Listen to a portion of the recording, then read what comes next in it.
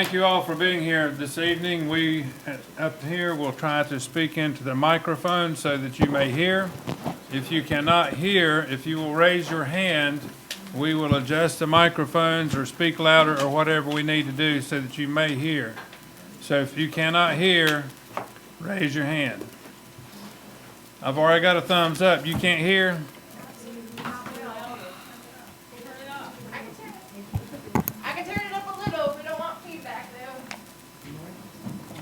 Bear with us.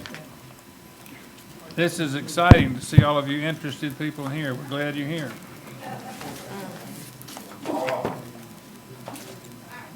Are you wide open? Can you hear now? Okay. First rule is we have to keep the corridor open. The fire marshal has counted heads, and I think he finished counting. But the corridor between me and the exit door has to be and will remain open for pedestrian traffic to come and go. This is our fire marshal here, Mr. Evans.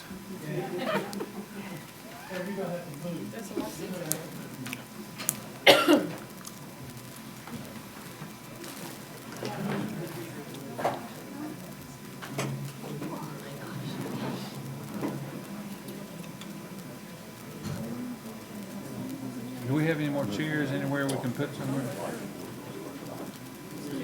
We have 3 chairs up here if anybody wants some seats. 5, 6 chairs up here.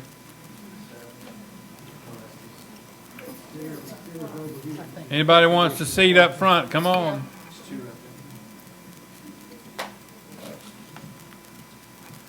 Our representative, Honorable Charlie Miller, was here a while ago. Is he still in the back somewhere? Okay. All right. With that in mind, the first item tonight is a public hearing. And the public hearing is going to be explained and addressed by our Assistant Town Manager, Christy. If you will come forward to the podium and explain the process. While she's going to that podium, I would remind all of you that to my left rear, there's a table back there with the agenda and information about tonight's meeting, which you may find of interest and hope that you would be interested enough to pick up a copy. Okay? All right, Christy. Thank you, sir. This is the required public hearing on the terms of the installment financing contract for the purchase of the pier property 441 Ocean Boulevard West. We do have with us tonight our bond attorney, Scott Leo, and our financial advisor, Andrew Carter, for any questions from the Board of Commissioners. And also on the phone is Commissioner Murdoch. So I have him on phone. He's on speakerphone there. And the final terms would be forth next month with the final contract and information from the bank. These are the draft documents. Okay, rules of procedure. Madam Clerk, do you want to say anything? To be recognized for the public hearing, you guys would, it's no sign up, so you guys would just raise your hand and be recognized. It's 3 minutes per person. We did have one person that commented online. That comment is on our website if anybody wants to see it, and I supplied it to the board before the meeting. Okay, do not confuse this with the agenda items. What we're talking about right now is the one topic which Christy just explained. We'll get to the agenda items and another opportunity for those of you that want to speak to agenda items. Okay? So anyone that wants to speak for the purposes of this public hearing, as Christy just explained, if you will raise your hand, the chair will recognize you and ask you to come forward, speak into the microphone, and give us your name so that the clerk can record your name and so forth in the public record. So with that, if you want to speak to this item, raise your hand and be recognized and come to the, yes, sir.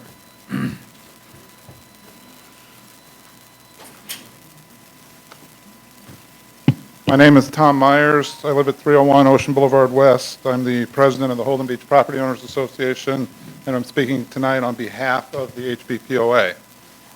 Thanks to Commissioner Kwiatkowski, HBPOA believes that property owners have been provided an accurate summary of the pier plan that's going to be voted on tonight.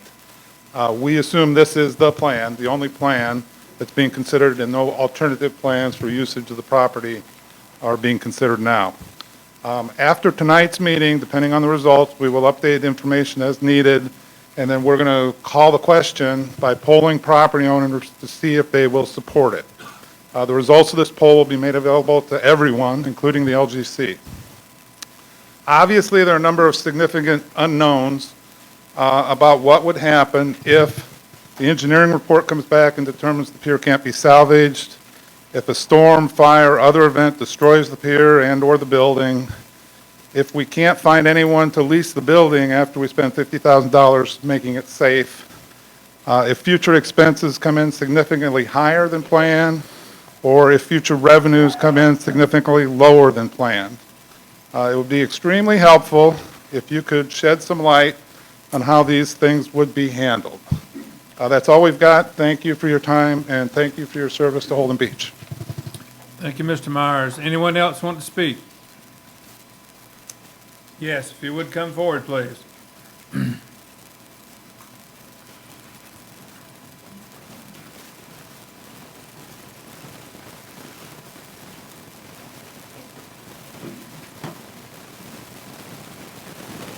you get there from there?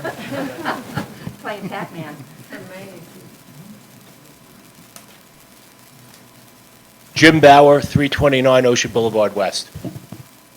This plan is not a plan at all. This plan has no basis in reality. There's no idea of how to pay for it. There's no idea if it will ever turn a profit. We are taking on enormous amounts of risk for absolutely no payoff. There are other options if parking, which is not mandatory, is not needed by any governmental authority at this time in Holden Beach. If parking is needed, we can figure something else out. This is a white elephant. It is a bad idea. And most of the people that are here, I've heard a bunch of times that they've never seen so many people here as they are tonight. Based on the idea that the survey came back 85% against this pier project, this is a bad idea. This should not go through.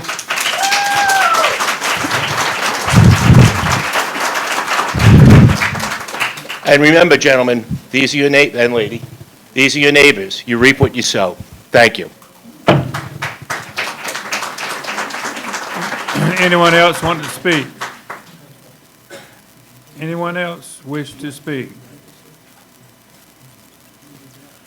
Okay, last call, and we're going to declare. Mr. Mayor, can I ask questions on a couple things in this? Is this the appropriate, I just want to ask a couple questions of things that are in here. It's not difficult, but is this the time to do it? No, ma'am. Okay. Unless someone, point of order from anybody, it's not. Okay. Okay, last call. Anyone want to speak? All right, this public hearing is now declared finished. We will now turn our attention to the regular meeting, the monthly meeting of the town of Holden Beach. And those of you that have an agenda in your hand, we're on number 1, and we will follow down the numerical list. First item is the invocation, and we'll do that with a moment of silence and reflection. Please bow your heads and let's have a moment of silence.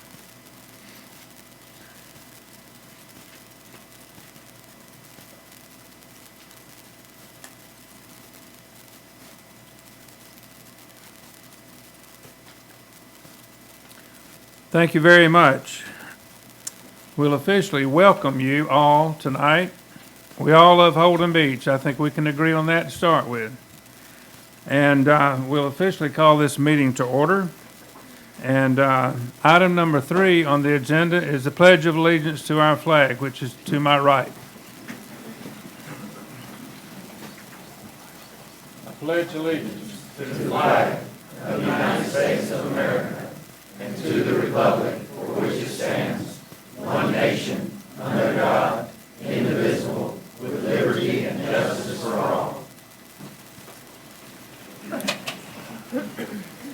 Okay, we're on number 4, consideration of the approval of the agenda. And I do understand that we have some modifications, and one of which I would ask that the commissioners consider item number 6, public comments on agenda items, that number 6 be limited to the specific title or topic of no wake zone, because we do have some authorities here specifically from the government, being state, local, and possibly federal government people here, solely for the purpose of discussing this item. And also to add item 7B, as in boy, 7B, public comments for the agenda items. That way the public officials that are here for the no wake zone would be able to go back to their work or families or whatever, because they have no involvement in the other issues on the agenda. And commissioners, do you have? Yes, I would like to propose that before the public comments, when they occur, which will move down, that the board would consider allowing a question and answer from people here only on the peer plan proposed paper. So if anybody has any questions on the peer plan proposed paper, the board can answer the questions that are asked. And the second thing is, I would like to clarify on agenda item 10 and add specifically the topic, discussion and possible agreement and action on a final designation of island-wide parking places. So that specifically is addressed as a topic, and that would be 10, well, I would call it A and move everything else down. I'm not sure I followed you. The first thing, tell me again that first item change you want to make. I would like to add before the public comments, with the board's agreement. All right, now you're talking about 7B? You said you've moved the wake zone up, so yes, it would be before public comments is now gonna be 7B? Yes. Okay, so right before that, I would like to add, with the board's permission, because 3 of us have to agree, a question and answer from the public that are here only on the peer plan proposed paper, that we will take questions and answer to the best of our ability on the paper. So you want the questions before you give them an opportunity to talk? To do the public comment. I want the questions before we go into public comment. The Q&A comes before we go in. Public comment's going to be on a number of things. I'm saying this is a question and answer, that we will answer the questions specifically on the paper. And I need the board to agree to this, because this is, Okay, what rules of procedure are we going to operate that under? we will operate under the usual that questions must be addressed to the board, not to any individual. You should moderate them, that if they are not about the peer paper, they're not accepted. A question won't take long. I think the responses from the board members should be limited to 3 minutes, but I can't imagine that will be very long. So And it's a non-debate, right? it's not a debate, it's a question answer. If the board is willing to do it. Okay. All right. You commissioners want to vote on the suggested changes so far, or do you have some more you want? I'd like to make a motion that we remove number 9, the discussion and possible action on ordinance for outside lighting. We need to clean that up a little bit and move it to a later date. All right, any other proposed changes? The one she wanted on 10. Say what? She wanted something changed on 10. What did you want on 10? I wanted to add a specific discussion and agreement on the final designation of island-wide parking places. I wanted that to be a specific point and just put it first. Put it first under 10 so that it becomes A and everything else moves down. Because everything else is dependent in a way on that. So how are we gonna list that on the agenda? Specific parking places. Specific parking? Yes, specific, the final designation of specific island-wide parking places. TNA. Yeah. Madam Clerk, could you possibly read all these changes back to us before we vote? Sure. I have that number 6 will be limited to the no wake zone. Then we're gonna add 7B, public comments on agenda items. Then a question and answer on the peer action paper. Then we've got, discussion and agreement on the final designation of island-wide parking spaces as 10A, and remove number 9. Okay, Okay. the question and answer has to come before the general public comments. 7C. Well, it's either got to be. Madam Clerk, let's try it again. I guess I'm the slowest person in the room. All right, I got it to 7. All right, so is there anything between 7 and 7?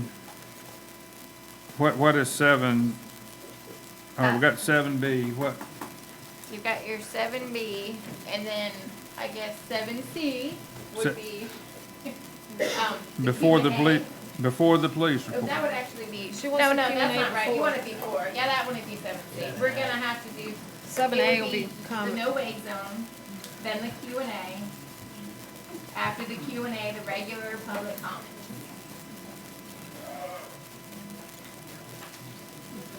Are we gonna vote on this all at once or in sections? Maybe, Approve the I changes. like Mr. Smith's suggestion. Let's vote on these changes one at a time, Okay. okay? I'm sorry I'm so slow. All right. First proposed change, and we're gonna vote on these individually as we go. Number 6 will be limited to no wake zone commentary. All in favor, say aye. Aye. Opposed, say no.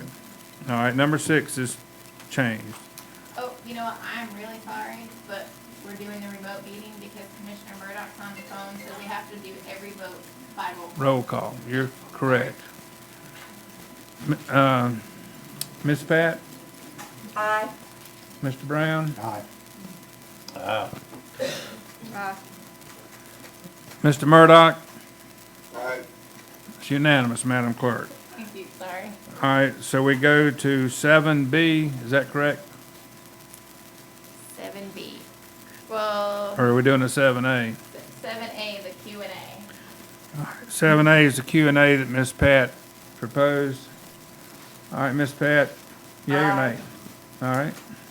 Mr. Brown? Mr. Smith? Aye. Doctor?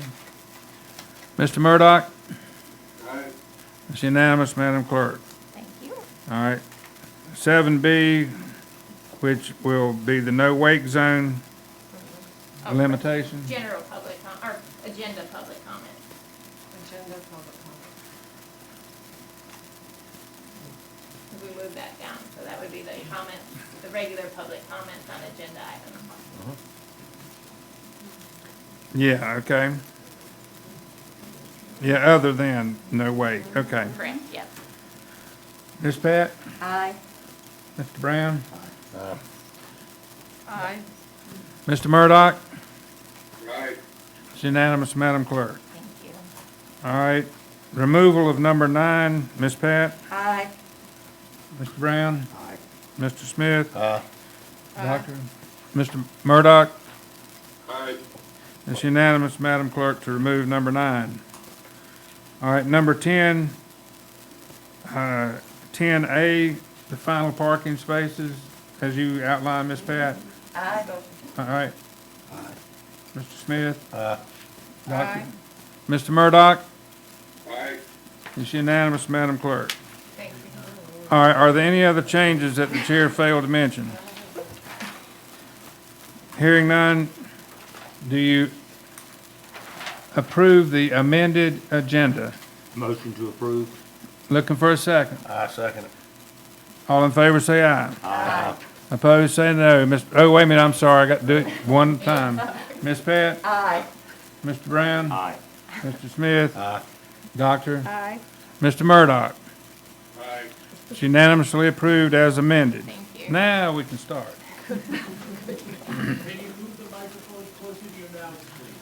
I'll have to put it in my mouth if I get it any closer. I'll try. My belly's got me too far away from the tabletop. Okay. All right, public comments. No, minute. Now, where are we? Minutes, number 5. Those of you that are following, I need a motion to approve the minutes of December the 21st. I make a motion, we approve the minutes as written for December the 21st Board of Commissioners. I need a second. Second. Miss Pat? Aye. Mr. Brown? Aye. Mr. Murdock? Aye. Doctor? Aye. Mr. Smith? We got everybody. It's unanimous, Madam Clerk. Thank you. Minutes are approved for December the 21st. All right, public comments for the no-wake zone. I'm going to explain briefly, those of you that may not know what we're talking about. But back in 2000, I made a motion here in Town Hall in a public meeting, and it was approved that we would proceed in trying to perfect the requirements and move forward with a no-wake zone. The no-wake zone was first put forth formally by Congressman Mike McIntyre, who was our congressman at the time before he retired. And the no-wake zone, those of you that know where Lulu's restaurant is, Formerly Betty's. formerly Betty's Restaurant, waterfront on the mainland side. The no-wake zone is about 100 yards north on the waterway from Betty's, Lulu's Restaurant, and runs southerly on the intercoastal waterway to Rogers Street, which is also the end of Yacht Watch Drive. So, in that area, starting on the northern end of the no-wake zone, you have the restaurant, then you have the marine maintenance marina there, used to be Hewitt's Marine.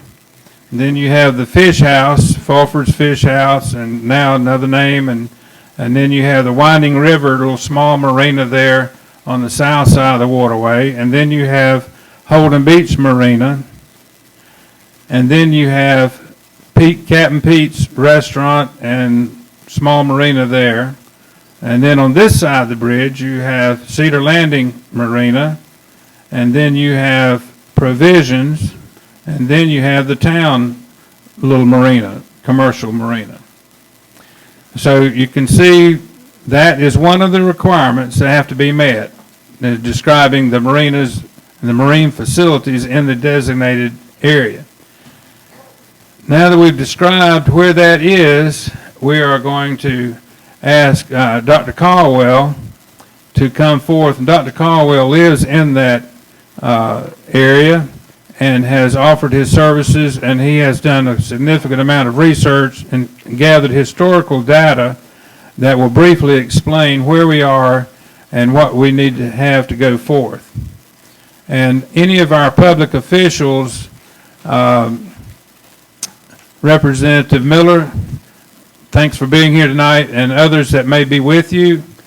If you will, let me interrupt you just a minute, Doc. If you will, come join us and let everybody see you, and we all want to thank you for being here tonight.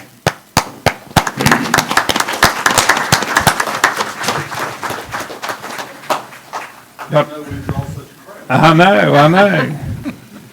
We'll try not I was to going to ask say you. the same thing. Yeah. We'll try not to keep you on your feet too long, sir, but thank you so much for being here, you and your entourage here. All right, Dr. Caldwell, if you will, please. All right, so I'm out walking the dogs this afternoon at 4 o'clock. I get an email from our mayor that says, "This is my show." So anyhow, let me read a little statement that I made. I'm Phil Caldwell.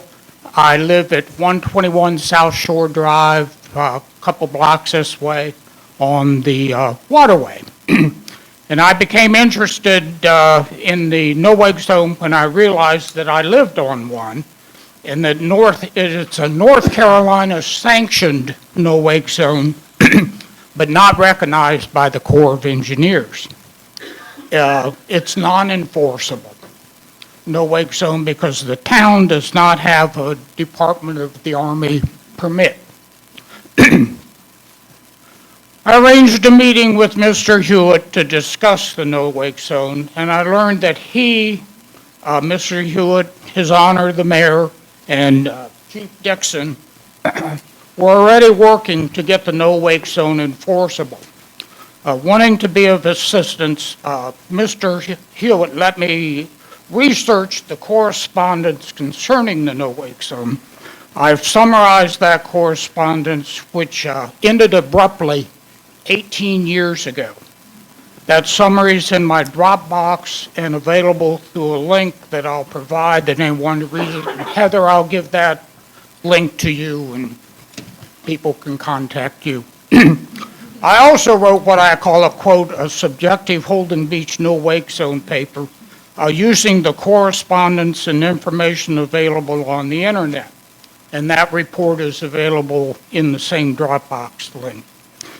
Incidentally, in our endeavors, Chief Dixon and I came to the same conclusion independently, and that is nothing is going to be done until the town of Holden Beach gets a Department of the Army permit. What do you want me to, let me introduce yourselves, please.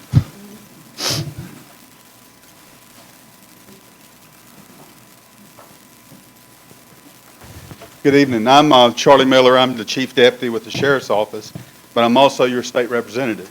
And I was the one that actually applied, and it took 3 years to get a no-wake zone in Southport.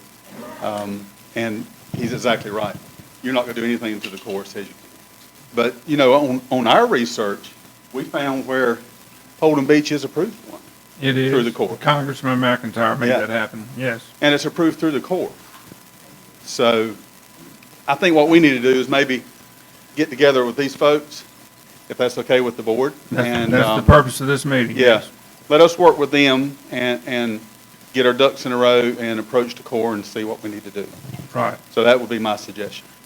And also asking you to coordinate with the Sheriff's Department, the Marine Patrol, think I and can all handle the that. other powers that be. First Sergeant Jake Zaludak, raise your hand. He's over our Marine Patrol, and Major Tolley is his supervisor. So he patrols it regularly. Sir, I want to express my sincere appreciation for you condensing this part of our meeting. Yes, sir. Well, I'll be totally honest with you. I got really nervous when I came in and everybody showed up. I was like, God, I hope they're not here to attack us. But we're here to serve, and we take the no-wake zones very seriously and our boating traffic very seriously. And, I mean, the Sheriff Ingram has dedicated officers to our boat patrol, and it seems to be helping from South Carolina to New Hanover County. So. Okay.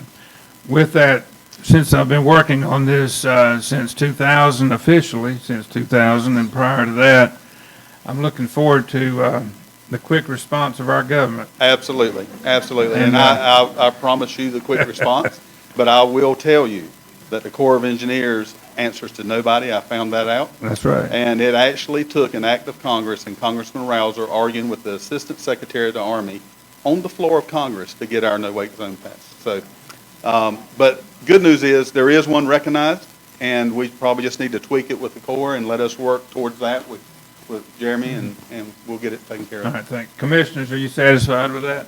Yes. All right, So thank you we'll very get much. Jake and them together. Thank you. Thank you. Thank you. All right.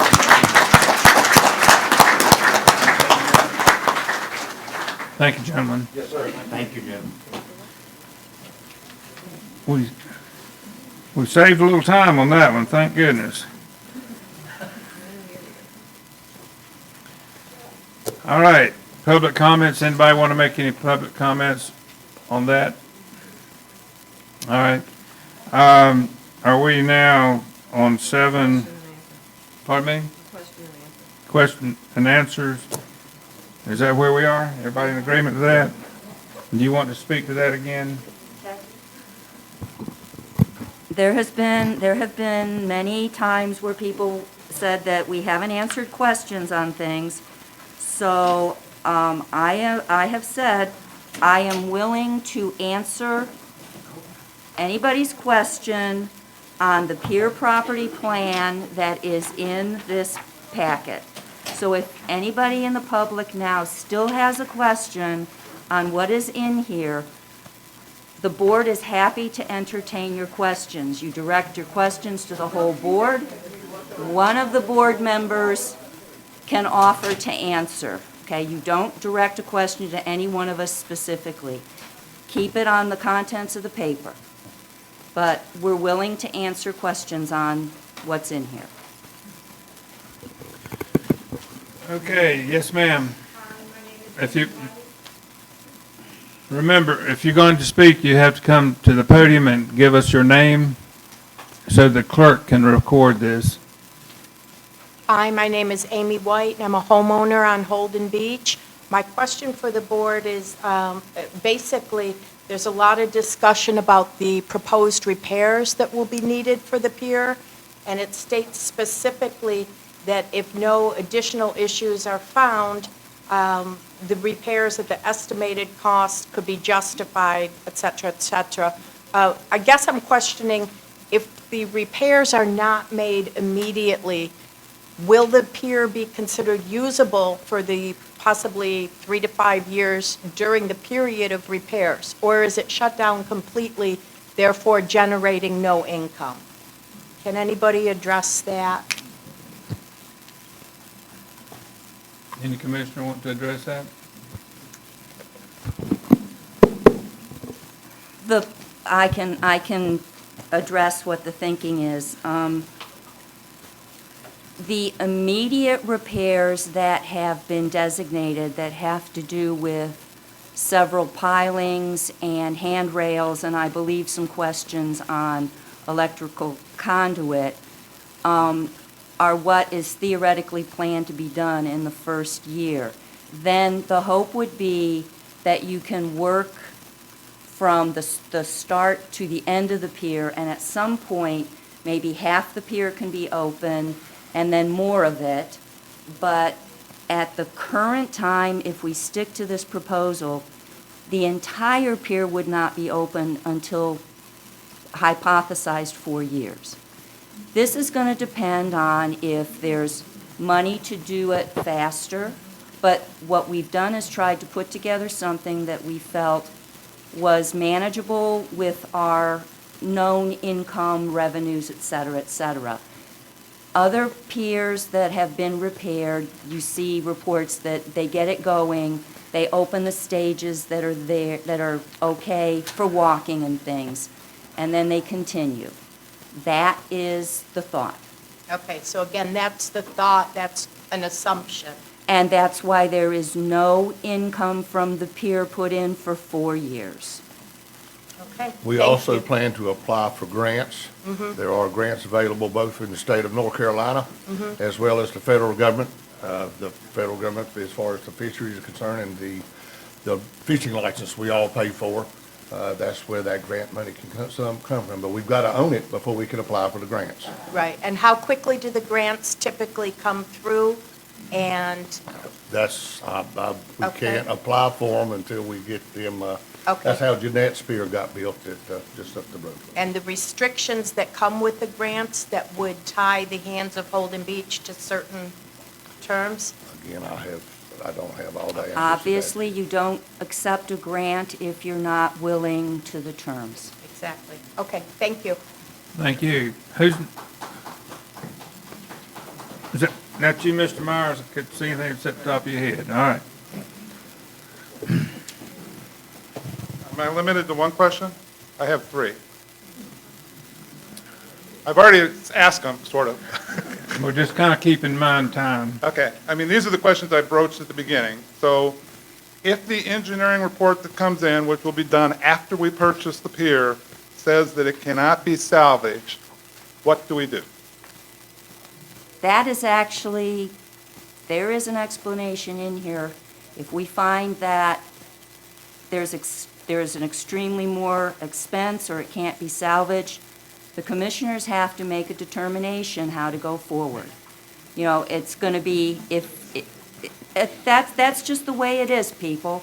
If we find that there is significantly more damage that leads us to believe it's not worth repairing it, then you need to go down a different path, and that can then be, we take it down and we look for money to rebuild it, grants, etc., or you take it down and you use the property for something other than a pier. That is actually written in here. And, Can I make a comment? Yes, We also ma'am. need to keep in mind, we're not buying just the pier. We're buying also oceanfront property that is quickly disappearing on this island. So we're purchasing the land and the value of the land of each property we're buying. What could go there if we don't buy it? We're also buying a building that can be used with great interest, has been proposed restaurants. that's And we that's also a have question an of mine. I can go to that emergency question if you want me to go to that question. Because I mean, well, how do you want me to, because I have some. You got the floor, sir. Okay, so the engineering report's going to be done quickly, right? Within, like, right out of the gate, once we own it? That's, I believe what all of us want, yes. Okay, so in a matter of months, we'll know what we've got. Tom, we don't have to do No, anything to no, the let- pier. In terms no, of the- no, of no, the- no, hold a minute. I want to clearly state that the town of Holden Beach does not have any predetermined, forever, non-changeable solutions. As information comes in, adjustments will be made accordingly. And I hope everyone in the room understands common sense. As you gather information, you upgrade and make better decisions. So I want to make sure, Mr. Myers, that when an answer is theoretically given here, that you don't hold that individual that makes that statement forever, do or die. No, no, Okay. that wasn't the intent. The Okay. intent was, All right. what I'm hearing is, if the engineering report comes back and the pier cannot be salvaged, it's in such bad shape you can't repair it, then you will make a decision about what to do. The town will follow regulations, yes, Okay, sir. and that could be a matter of months from now. It could be, yes. Okay, that's all, that's my question. And then going on to the building, the understanding of the plan is that the town is going to make it safe and that it will be leased out and the leaseholder will make improvements to that building, which I think are limited to half the tax value? That's the It has question. not been finalized and determined is the sole use is to lease it. No, sir, that's still up for consideration. First of all, the building inspector is going to have to That's say. 3 minutes, I don't know what we're doing. So Yeah, that's fine. Shut it off. Okay, That was 3 we minutes. finished, but the building inspector has a lot to say what can be used for, you know. I mean, everything's gonna have to be done within the rules and regulations that apply. Okay, I mean, so the intent is to lease it, to have it run as a restaurant, or the The intent is? intent is to look at all considerations and make the best decision, of which leasing is a possibility, yes. Okay. Final question. Our understanding is it has to be insured, but you can't get insurance on the pier. So if a hurricane, fire, something else destroys the building, what's Okay, the plan? hold a minute, we're past the 3 minutes, and the pier can be insured. There- Okay. You can get insurance. Is that in but- the plan? I didn't So, see that in the plan. Hold a minute. The rules are the 3-minute rules. First of all, I have to get permission to go beyond 3 minutes. Okay. Okay? Can I- So the commissioners, are we gonna run by the 3-minute rule, or you want to I extend think- this time? I think we should answer the insurance question. I just did. We You can have- get pier insurance. Will it cover the, You can- the mortgage has to, it says it has to be rebuilt, or that's my understanding. There is of the no mortgage, The sir. lien, well, we've got the representatives here can answer it. If it gets destroyed, is the town obligated to rebuild?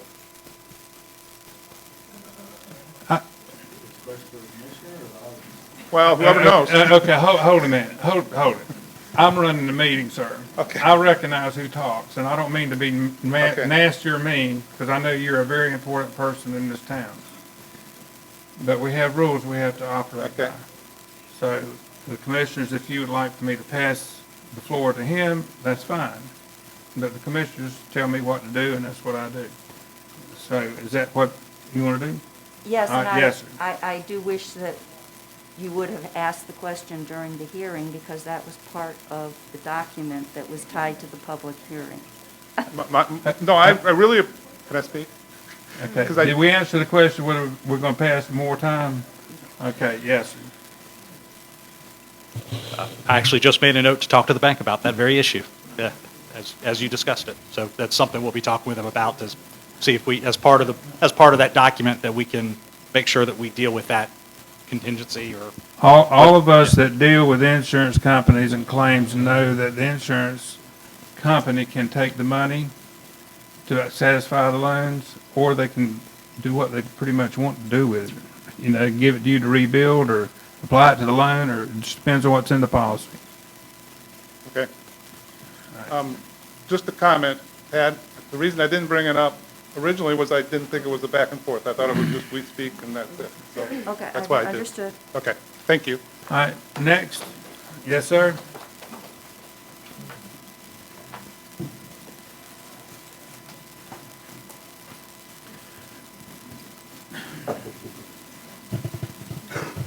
Robert Barisi, 1339 OBW. Thank you for letting me speak.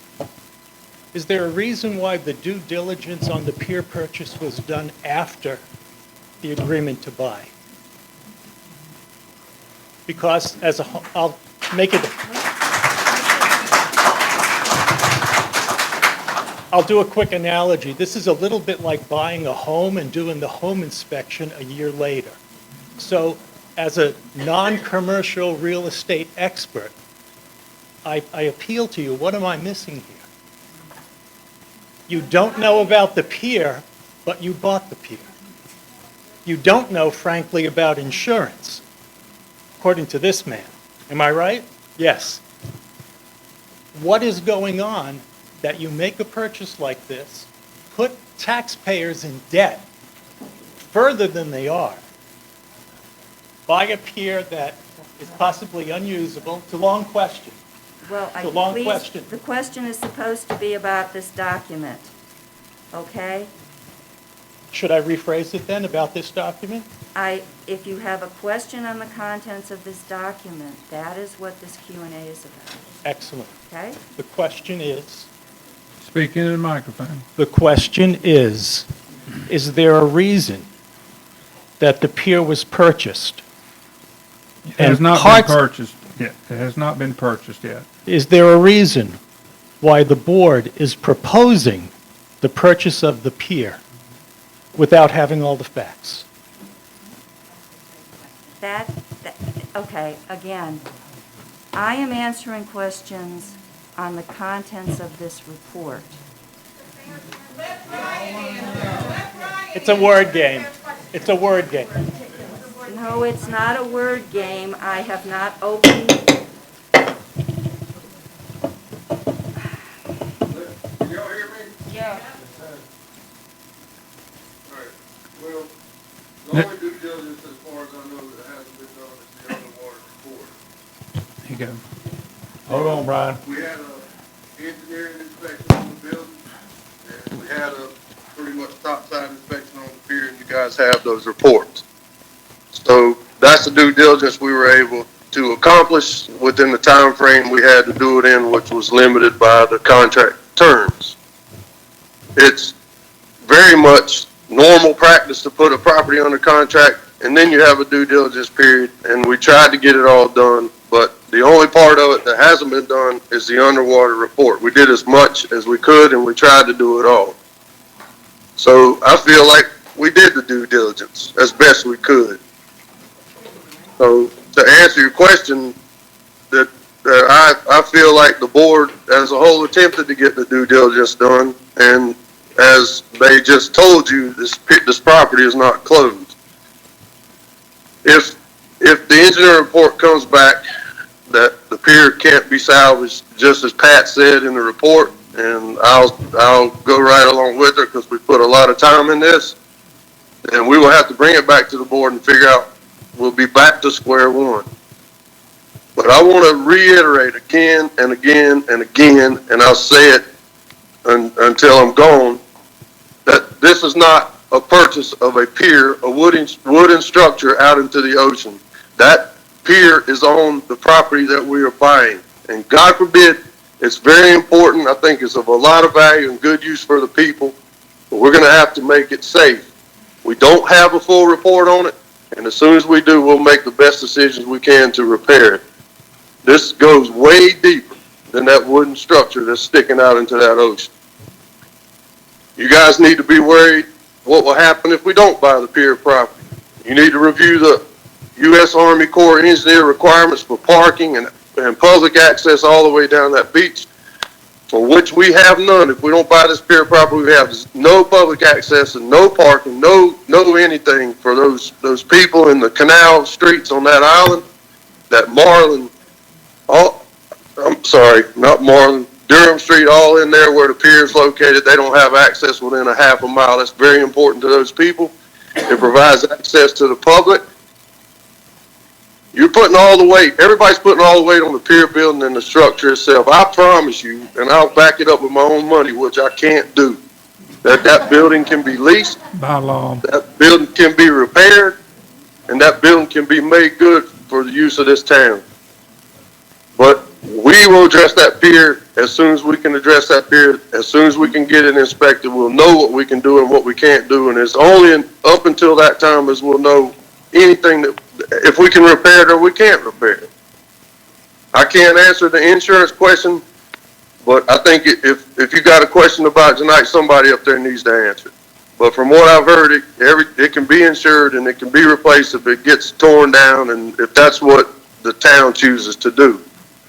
This goes way deeper than that wooden structure that you're looking at in the ocean.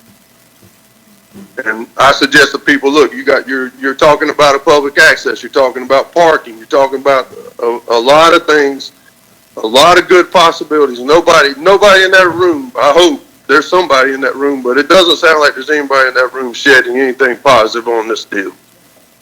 That's the point. I think most of my 3 minutes was taken by that gentleman. Can I ask a second question? Sure. If the issue was not having enough time in the due diligence period, why wasn't the due diligence period longer? The way it tends to be with serious commercial properties.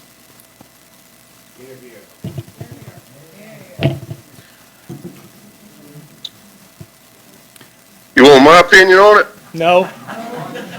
Yes, sir. He's a member of the board. He's My mistake. Go ahead, Ron. Go ahead, Mr. Murdock. You're buying oceanfront property. You're buying basically 350 feet, 750-foot lots. You're paying $470-something thousand for each lot, which is a deal.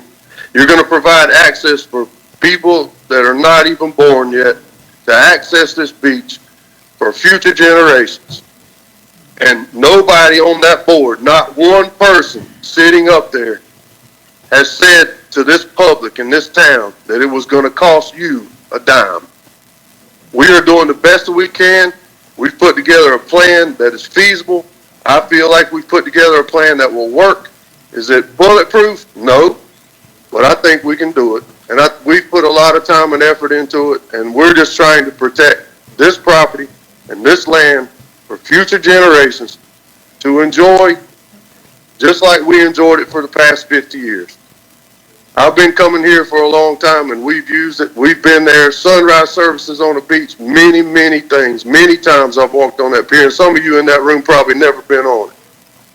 But I'm telling you now, if we let it go, when you're looked at for federal money, and people want, and pumping sand, FEMA might be pumping the last little bit of sand you guys are ever going to get.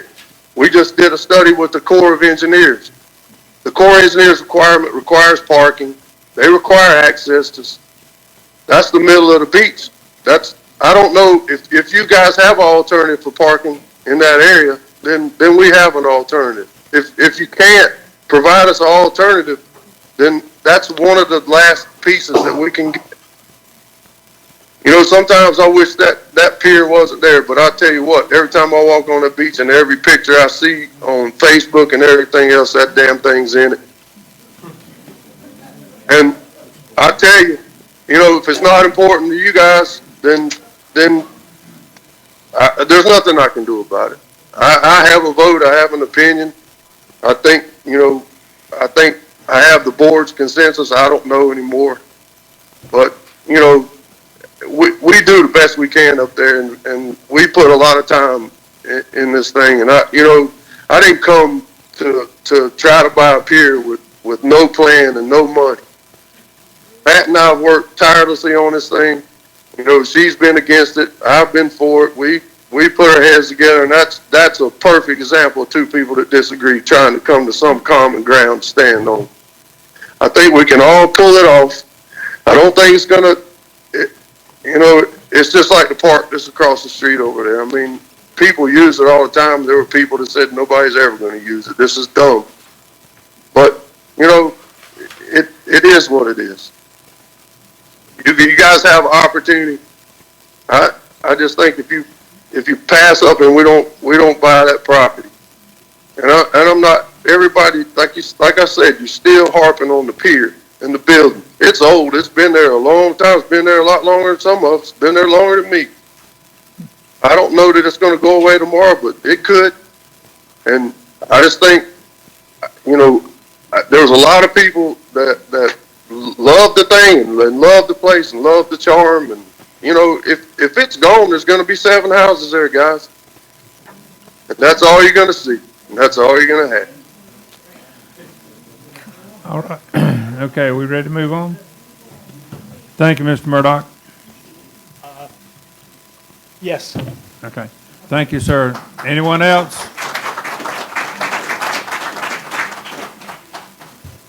You, sir. I may be the most unpopular person in this room soon. I did sign in, and I will be speaking for 5 houses on Burlington Street. My name's John Pierce at 123 Burlington. And as I said, I'll be speaking briefly on the pier. I came most to talk about the parking. But on the pier, there are some people here, well, they may not be in here, but there are people on the island that own here that are in support of this purchase. The Seeleys are in support of it at 126 Burlington. The Deans. Question?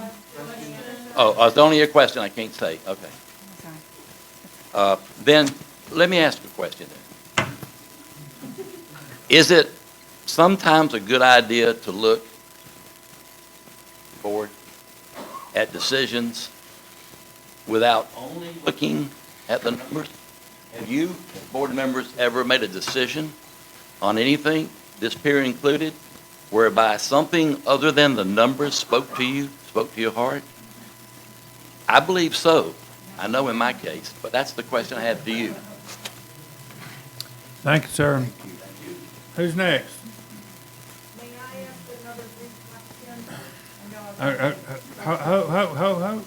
I have to give the first-timers an opportunity first. Anyone else want to speak? Yes, ma'am.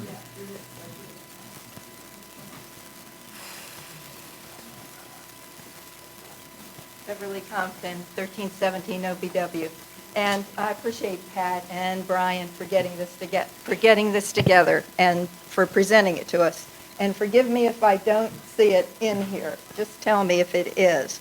is there anything in this that talks about the opportunity cost lost? In other words, what have we been getting from that property toward property taxes and things of the town? Sorry, I didn't put that in, and we talked about that at an early meeting, and off the top of my head, I can't remember exactly the number, but it's not an astronomical amount. It was not a huge amount. I don't think any of us probably have those papers with us of what the annual tax was, but When my husband and I first came here, we were behind the pier owners appealing their property assessment. And at that time, they were appealing $5 million. When we talk here about, and Brian mentioned 470 per lot, he means that if you divided it up, Yes. right, of the 6 lots that are there now, correct? He referred to 5 50-foot lots. 7. 7. Seven, that's right. Yeah, that's right. Final number. Thank you. But of the 6 lots that are there now, right? How many lots are we talking? It's 350 feet total, is that correct? Well, we're talking 470 per lot or whatever, and he brought that in. For future potential lots. Yeah. Well, didn't I hear that somebody had bought a couple of them and that we were down to? No, ma'am, that 4? was totally outside. That was the old motel property, and it went for almost $600,000 per lot. In the town, what you're trying to analyze is the cost of those 2 lots versus the deal that the town has is 540 versus right at 600. Yeah. Okay, so can we buy those 2 lots for 600 each? They're closed. No, not those 2 lots. I mean, the 2 lots that we're talking about, the pier. No, ma'am. No, The okay, motel lots. Okay, okay, then another thing that I would like to ask of whomever of the board is that when we had an HBPOA meeting, is the amount correct that we're into this for over $4 million right now without adding the $50,000? And that's erroneous information, to my knowledge. There's a That's lot of not right. information that's not correct that's been put out there. $4 million? Okay, over $4 million. When you add in the different due diligence positions, et cetera, what the That's town has paid out in trying to strategize about this? Oh, no, that's not what the question was. Are we already in this for $4 million, meaning the price of the property plus what you're saying due diligence? I certainly any do amount not was see spent. how, if you're adding the potential repair costs, that's a different question than what Bev has just asked, okay? The answer to the question is that is not a correct number. No. But if we added the repair cost, it would be, is that what you're saying? No one knows what the repair cost is right now. I have okay, with that, I have a little, you have these little sayings, and I didn't make it up, I read it. A goal is a plan. A goal is, without a plan, is a wish. And to me, this is the first time we've ever gotten enough to even really talk about. All these other public meetings could go by the wayside. This is the first one we get to really talk and see things. It's in writing, even though I probably can't remember all of it, but I'm counting on Pat. And in the past, Mike Sullivan, who's no longer one of the commissioners. So I don't know what to say. I guess my question is, do you think there's going to be more, once the repairs are done, what do you see the total being that we've invested in this? And given that we've lost some amount, okay. No, I mean, it's very straightforward. You can add, we have proposed expenditures for pier repair and the building. We know how much money we're paying for the property. It's simple math. Will that be over $4 million? Then yes, because we're proposing the pier is $900,000. Yes, but we're not, when you say, are we in it right now, and you're saying due diligence, it makes it sound like you're asking, have we spent $700,000 on due diligence? That's the confusion, okay? Yeah. Due But diligence is a credit. it is a credit against the purchase price? Is it? Yes. That's a good thing, but I think Yes. it should have been done before. I think that's a good thing. Okay, so we're still talking about being at $4 million, over $4 million, or maybe not with due diligence. You're saying that would be taking off Due diligence 100,000? is like a deposit at the closing table. In this case, it's a contingency, so to speak. That's what has been arranged. I mean, yeah. I mean, I didn't, when I sold my property and I did or bought a property and did due diligence, it wasn't deducted at the table. You know, when I just bought You a need to get building, another so it's realtor. different, so. Okay. If you've organized that sounds good to me. I just think that we are evolving, and I'm not sure that I buy into the thing that it can keep evolving forever, but, you know, I just wish a private investor had bought the pier. Anyone else want to speak? Yeah. Thank you, Ms. Compton. You got a gentleman over here.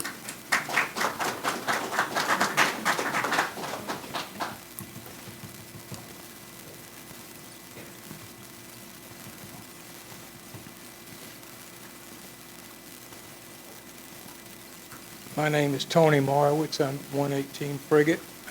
As I understand it, we're to ask questions about the document that's in place.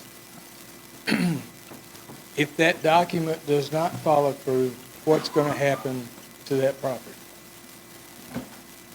What's going to be there? Up to the people that buy it. I would think so, but the point is, you don't know. And a lot of these questions that are coming up are asking you to be omnipotent and see what's going to happen in the future. We don't know that. We know, I know, that somebody is going to buy that property. I would rather see the town own it because of all of the benefits that we're going to reap from it than a condo go up there. Thank you. Now, Amen to that. so you can't ask the board to see into the future and know every dollar that's going to be spent. We know generally what the benefits are, and to me, most right-thinking people would think that those benefits are beneficial to the town of Holden Beach. We need a question. We need a question. My question is, what's going to happen if you don't sign it? And you don't know. Don't know. Okay. Thank you, Mr. Marowitz. Anyone Thank you. else?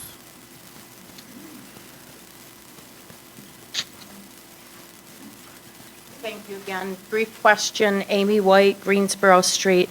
According to the plan, I just want clarification. It looks like you're relying upon revenues from proposed parking throughout the island to help cover the cost of the pier and/or renovations. I just want to make sure I'm understanding that correctly.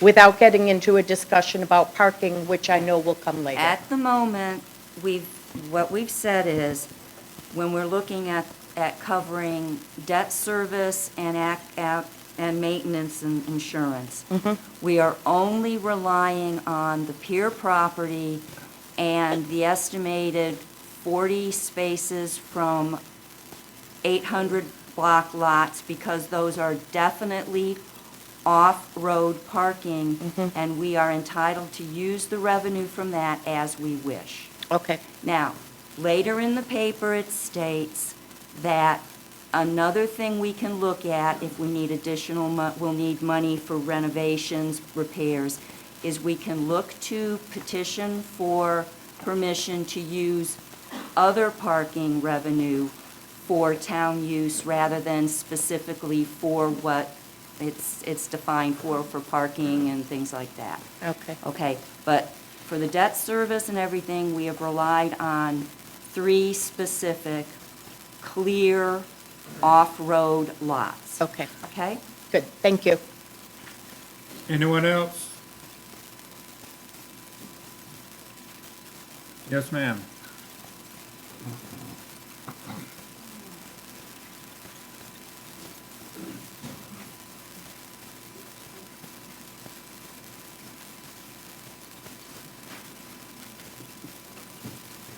I'm Sally Caldwell. My husband was up here, but he finally came out. I thought he was kidnapped for a while. Okay, I just heard this. Those 40 lots are going to be 800 block parking lots. Now, that's not a parking lot. That has not been approved for a parking lot yet, so how can you count on those lots? Didn't you just say it was going to be the 800 blocks? It has been maintained for a while that as part of the paid parking plan, that the 800 block, 6 or 7 lots will be converted to paid parking. That was an assumption used in here. Okay, that's an assumption, but you can't count on that, because first place, you don't have any permits yet, and there's marsh right there. You can't back onto a public highway, and there's no restroom facilities. You don't have to have restroom facilities near parking, and they're, again, part of the bigger plan that has been discussed and will come in front of us soon is looking at how to put amenities nearby. But you do not have to have formal restroom facilities. We put a porta potty at the pumping station too. I don't like them either, but that is the option of having temporary restroom capability at a parking lot, is have another porta potty. Okay, well, I'm glad you don't need restroom facilities. I live next to public parking at, down at. South Shore. On South Shore. And with the help of Mr. Hewitt and Christie, we have had some relief, but I can't let my granddaughter out on my porch because there's people next door peeing and pooping. And I don't want that across my street. You won't, I'm saying there's no legal requirement, is what I mean. Well, that's but fine, the legal requirement, but I mean, you're planning on all this money and you don't even have it all set up yet. It's only 16 parking places, Okay, not well- the 80 at the pier. Okay, point of order, we got to stay on the subject matter. Yeah, I'm sorry, okay. I love you, neighbor, but I'm sorry. But your note about needing more restrooms on the island is, it's Well, noted. yeah. We know that. We're not thinking about it and planning things. Yeah, but my main question was, how can you count on that revenue when they're not, the parking lot's not even built? So that's one of the main. Anyone else? Thank you. Thanks, Ms. Allen. I see a hand, but I can't see a face. Come, if you will, come to the microphone, please.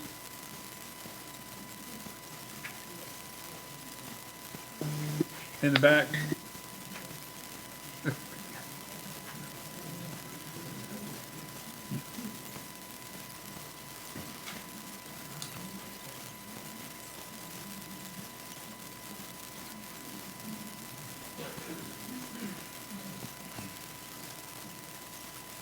Jim Bauer again, 329 Ocean Boulevard West.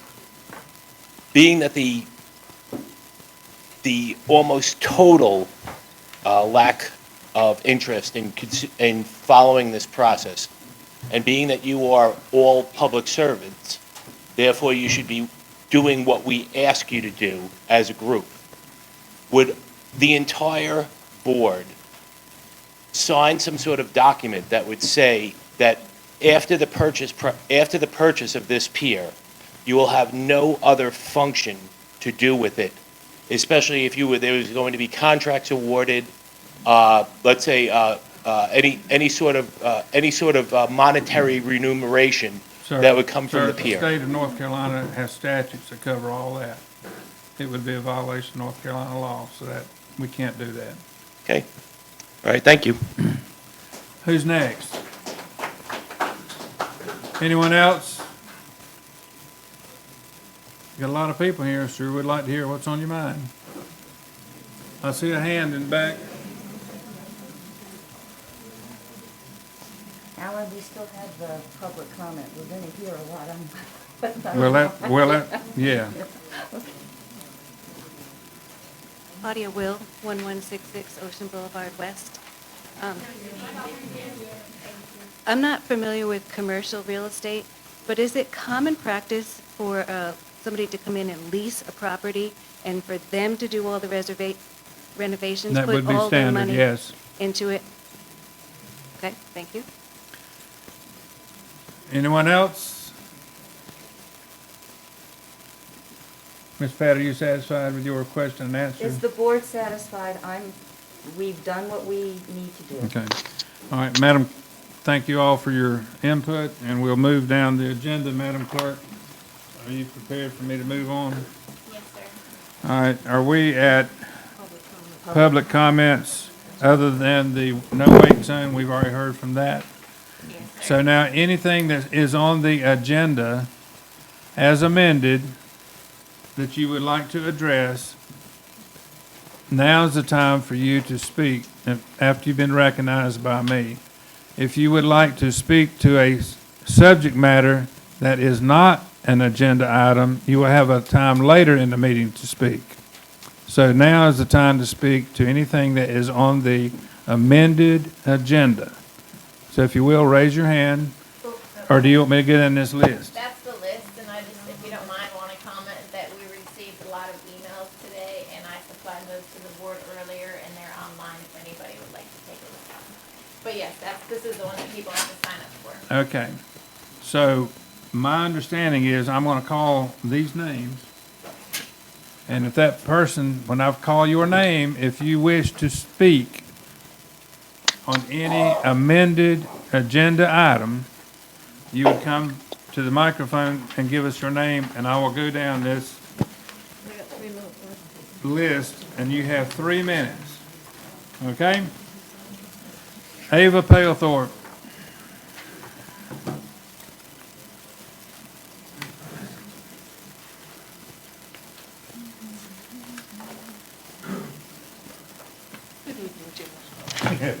How are you? Bye. Good evening, everybody. My name is Ava Palethorpe. I'm Ava Holden Palethorpe. I'm Alan Holden's first cousin. And I'm here tonight for the second time in the last 4 years to request and ask that the board take into consideration about not utilizing Elizabeth Street for paid or unpaid parking. I'm here representing 7 homeowners that have sent letters in, and I'm representing my mother, Tony Holden. I don't want to belabor the point because I know we're all tired, but I want to give you just a quick background. My father was one of the heirs to the L.S. Holden subdivision. That subdivision runs from Ferry Road to Blockade Runner. With that said, my uncle, Alan Holden's father, John F. Holden, historically came to the town meetings periodically to review and to delegate or give away access ways so that the public could utilize the beach and enjoy the beach as our family has. But with that said, they also realized that with the development of the property over the years, that it was necessary to implement a tool legally to ensure that the property owners that bought the lots to build on would have access to the beach and would have the integrity of their property maintained so that they could go forth with building or holding onto the lot or whatever. The primary concerns right now on Elizabeth Street is that it's not a very big street, and historically we have never parked on that street. There are 2 homes currently that adjacent to it, 210 and 206. Both these property owners do not want public parking there. One of the problems that we're seeing is somebody's been bumped by a car. I've picked up an oil spill. I have been effed off publicly by people parking there. I have picked up tampons, condoms, and other undesirable things, and so most of you know I am a retired nurse, and I'm not going to go into the litany of the unhealthy things that I've come across. If this road is used for public parking, it decreases the property value of everybody on Conch Street, Canal Street, Mullet Street, and part of Crab Street. And I'm asking the board to keep in mind that when you're reviewing the parking request of what you're going to do about paid parking, that you keep in mind that there are history points to every piece of property on this island. When my grandfather developed this property, and my father was the youngest heir in this family, my father died in 1988. His goal was to have this a family beach. We have families on our street right now that are very upset about the paid parking. To erroneously go along and pick out parcels of land and say we can have 8 parking places here, we can have 2 there, whatever, that's not the way to go about it. I would ask everybody in this room tonight to realize that I am speaking to you not only as a Holden and as an heir, but I'm speaking to you as a concerned citizen. Last thing, I have a legal document that was drawn up in 1974. It is signed by my father, my deceased aunt, and my deceased uncle, which is Alan's father. That document was given to everybody that purchased land from my father. They purchased that land with the understanding that they would have their own public access. What our homeowners are asking for now, we are going to say the public is welcome to come. We are not opposed to that. What we are opposed to is motor vehicles being parked in an area where you can't leave your wagons, you can't leave your bicycle, you can't do a lot of things like that. And once that goes through, we can't reverse it. We're asking the town now to be due diligent in your decision-making about this because it's going to affect 52 houses or homeowners right now. And there's Okay. 3 houses being built. Time's up.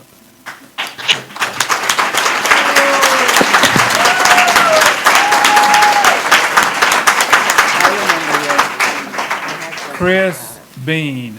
Chris Bean.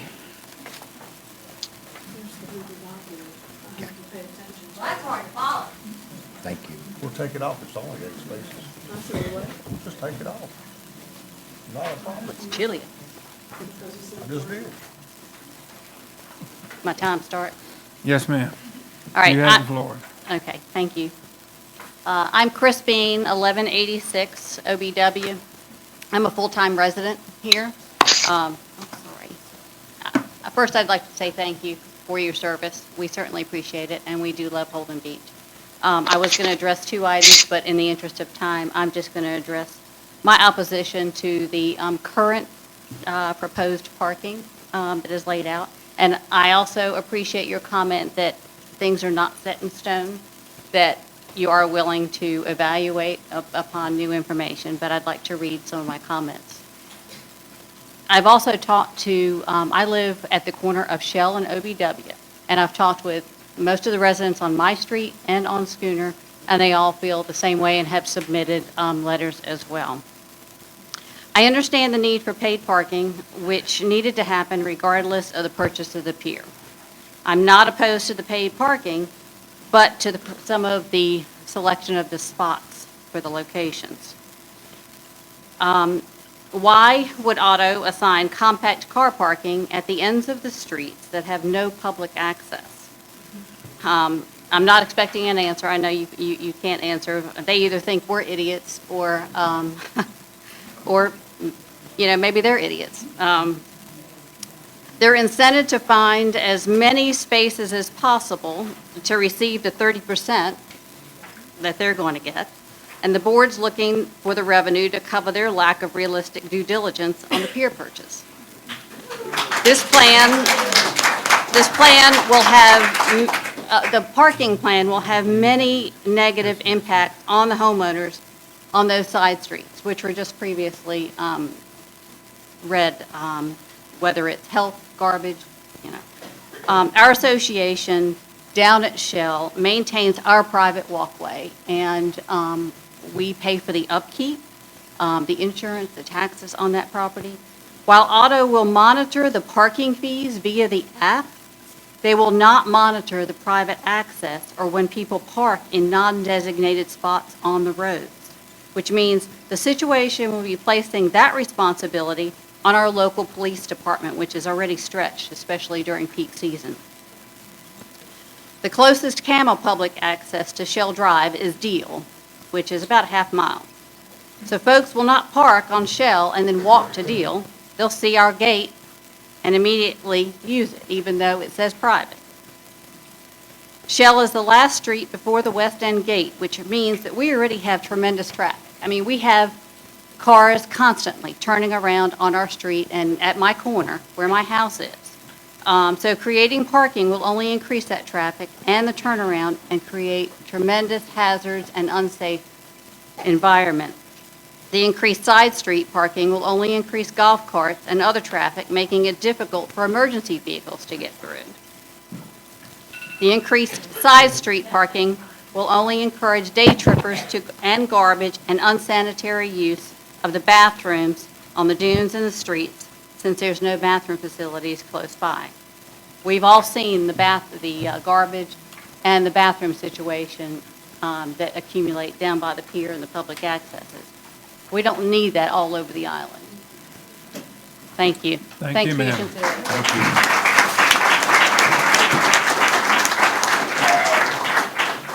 you. Bob Bean.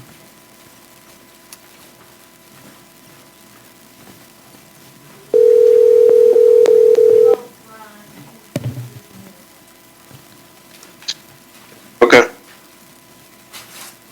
I'm Bob Bean. That was my wife. This may be one of the few times that I get the last word in. And I drove, so I'm feeling comfortable with that. I know I'm on the clock. But really, it's basically the same thing. I have opposition to the putting parking on the roads that are perpendicular. Our specific, especially where that parking is not co-located with any kind of public access. As my wife said, we're down at the west end right before the gate. We end up with a lot of traffic that comes down that way, and then they realize, there's gated access. A lot of that turns down our side street on Shell because they're kind of caught with, in the headlights with that. And we do get the occasional car that will try to park off the side of the road and unload passengers, or they'll dump off into the west end turnaround area. I know, at least in the materials I read, that the consultant thought that this proposed parking would alleviate some of the golf carts that are on Ocean Boulevard. I think, quite frankly, it'll have the opposite effect where we're at. To my knowledge, there's only one golf court that is on Shell Drive, and they only use that when their grandmother's in town to shuttle her down to the end, and we've offered to let them park in our spot. So getting rid of, non-existent Shell Drive golf carts on Ocean Boulevard won't happen. I do think we will have golf carts and maybe other traffic that will be attracted to the parking spots that would be littered across the ends of those streets. The way I look at this is that it's purely just a source of revenue for parking fees. Maybe it's a solution looking for a problem, but I think really this will create problems, certainly in our neighborhood. And I ask that you guys consider, and at least we've polled folks in our neighborhood. I ask you guys to pay attention to what people in the other neighborhoods, because I have a sense that there's some folks that will anticipate similar problems, and look for guidance from the people that will be affected, not from a third-party consultant that has an incentive in place in parking places.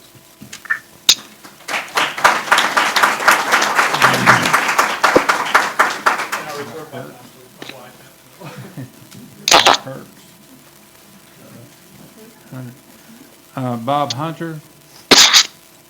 Am I reading that correct? I'm going to pass.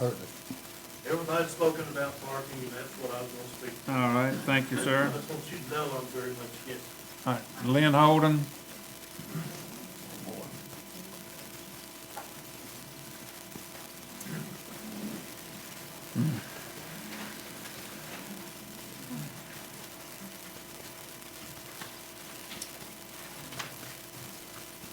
Thank the board for all their help, but I'm going to be speaking about the L.S. Holden subdivision and the concerns about the property owners in that area. I left a copy of this map of the L.S. Holden subdivision. Can you hear me now? Yes. I'm sorry. I'm going to be speaking about the L.S. Holden subdivision, and my grandfather developed that, and this is a plot of it. And I wish I had more copies, but if you want to see one, you can get up with me. But that is the only area on Holden Beach that had a road in front of Ocean Boulevard. And at one time, it had 2 rows of lots in front of that. Holden Beach has lost 250 or 300 feet of the beachfront. It has changed the way my grandfather set that up. On that ocean front, he had an access way every other lot. There was 2 lots, and there was an access way. 2 lots and an access way. Those access ways went into Hillside Drive, which is now no longer on the beach. It has been eroded away. But when they got on Hillside Drive, they would come down the roads, and there's 5 roads in that development. There's Bendigo, there's Elizabeth, Ranger Street, Holden Street, and Ferry Road. There's 5 streets there. The town is proposed to fill all those streets up that are not already there. Right now, we have 2 there, the Elizabeth and the Ranger, that the town has granted as used by our property owners for bicycles, wagons, and golf carts. And that's what these property owners want. The reason is our area is saturated with parking. That's a 1,500-foot section of beach. That's what it's, 1,500. We've got 5 streets, plus the town bought a lot for parking. So that means if you divided it up, every 4 houses, you have a parking lot. And what it does, it saturates that area. Y'all are familiar with the bridge during the summertime. It looks like Myrtle Beach in front of the bridge. And that's what's going to happen down there. Because when you put that much parking there, every one of those streets plus that lot, it just puts too many people there. And besides, people leave everything when they come there. And I started not to mention it, but we live right behind that. And the people who live on the side of those parking areas, the people on the beach that's parking there, they use those houses beside it for the restaurant. They go under their porch. We see it all the time. And sometimes they do more than other times. And the neighbors over there, they tell us what they find under their houses. So they don't want all of that in one area. So we're asking for the town to keep our 2 streets, Elizabeth and Ranger, for the property owners, so they can drag their wagons up there, they can ride their bicycles, and they can ride their golf carts. And that's what my grandfather anticipated. And like my cousin said, that was written down. When people bought lots, they had access to the beach. I appreciate your time. If anybody wants to see this, you can get up and Barbara Andrews? Alan. Yes, sir. Alan, this is Brian Murdoch. Lynn, while you're up there, can I ask you a question? Are you still up there? He's still there? I'm here, Brian. All right, bud. If you could eliminate parking, I hear all you guys, and I know the East End's inundated with parking. If you could eliminate parking on the East End of Holden Beach, where would you begin? I don't know. They park all over my yard, all my vacant lots. I understand. Where would you begin? I don't know. I'll tell you something I would like to see do. I'd like the town of Holden Beach to get Brunswick County to pay for some of this. The people using this property live on the other side of the waterway, and the county collects the taxes. That's not right. They should be paying for these parking places. Thank you, Brian.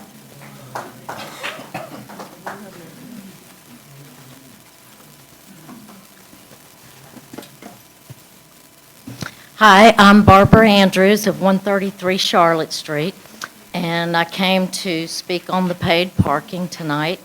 First, I'd like to thank all of you board members for serving, and I think it's going to create a lot of negative impacts, such as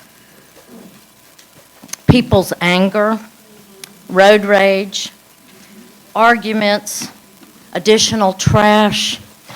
What I'm specifically talking about is the right-of-way paid parking. I'm not against paid parking in general, but against the right-of-way paid parking in front of people's homes. If you have somebody, parked out in front of your homes, I know several of you on the board have boats and boat trailers. And if your boat or boat trailer is parked on the side of your house and you want to try to get it out, if you've ever driven one, and I'm a novice, but I can drive it, you got to swing out wide to pull it out of your yard, to pull it out, or to even back it in. And if you got people parked on both sides of the right-of-ways, that's almost impossible. So I would like to see you do away with the right-of-way parking in front of people's homes.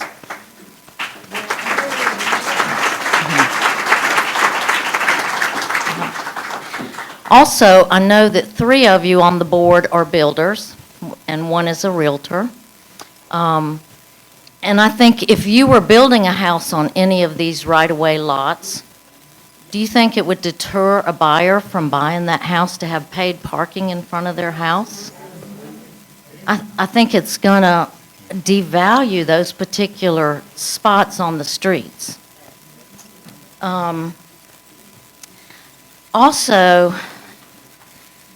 in regards to the rates, I mean, I know you came up with $20 a day, and I've read that, you know, that's what Wrightsville charges. But we're not Wrightsville Beach.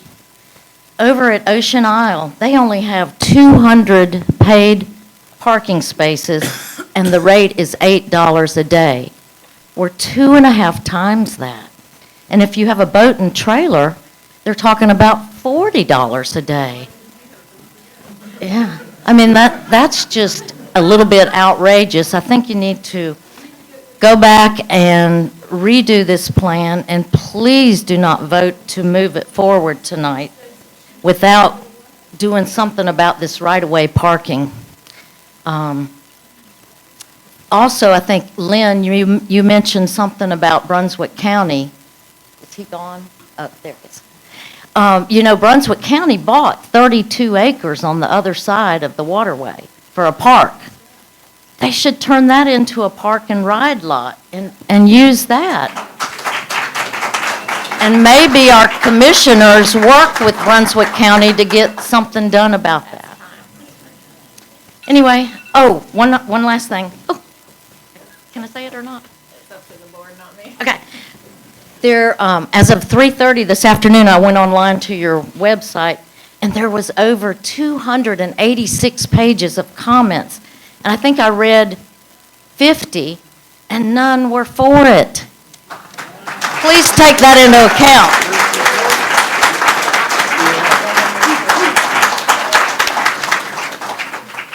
Jeff of 235 Brunswick Avenue.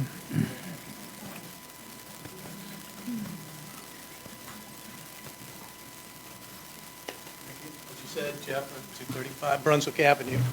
Live in the corner of Boyd and Brunswick, and speaking on behalf of my wife and 15 other homeowners around Boyd Street, and their names and address were sent to the town clerk earlier. We moved to Holden in 2016. We love our house and love our lot, but we especially like the fact we had a private beach access at the end of Boyd, limited to the media houses only. At the time, there was parking allowed on most of the 130-foot right-of-way that abuts our side yard. The people who would park there, who definitely weren't from our area, took advantage of that private access at the beach. My grass was a mess. There's constantly picking up beer bottles and other trash out there. And I caught 2 people in my pool. So when the BOC voted to permit the post and rope and prevent parking, we immediately installed them. We planted gardens, upgraded the grass. I've got zoysia sod in there now. I knew it's technically not my property, but I did so with the blessing of the town ordinance at the time. Now the BOC wants to take that away, and I say no. Couple points. Number one, I saw the auto parking presentation from early November that showed every available parking space on the island, including the right-of-ways. The parking committee and BOC were tasked to cut that list down to the appropriate number, and I'm assuming taking into factors like effects on property holders and, significantly, the property values. In today's packet appears not one parking space has been deleted from the original auto list in months. Number two, you have acknowledged the homeowner's right to private beach access. and had limited the parking to golf carts only for those eligible to use private access. No home in a Boyd vicinity needs to use golf carts. I walked today from the intercoastal to the beach. It's 2.5 minutes. So nobody's going to pay $20 for that kind of distance there if they're legally allowed to use our spot there. So what you're going to get is no revenue. So why do it?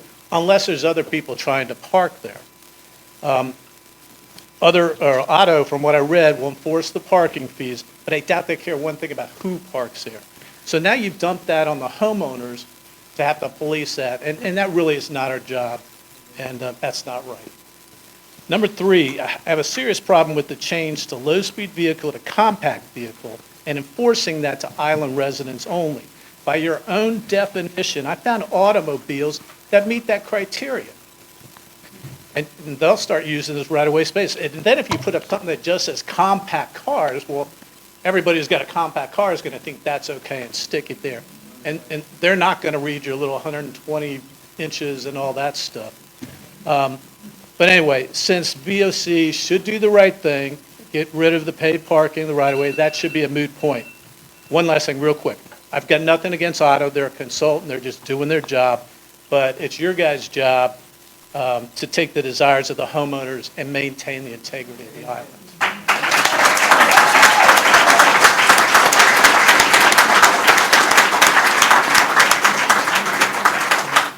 Tom Myers.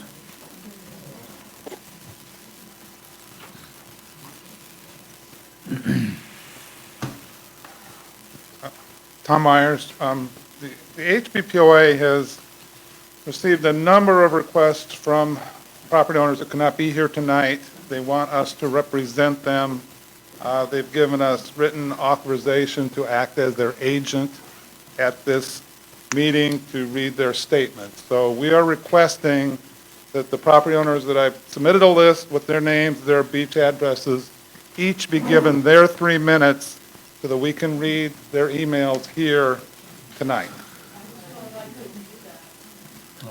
That's a request. Ma'am, you're out of order. You're out of order, ma'am. You are out of order. Yeah, you are too, Alan. Thank you, loving cousin. You know the rules, Tom. This is a request. And I will ask the commissioners. No, three minutes. If people want some, I'd rather give one to each person, give it to other people here and they can come up, but I have a problem with, you're gonna have what, 15 minutes here? Can't you consolidate what these basic things are, and are they online? Yes.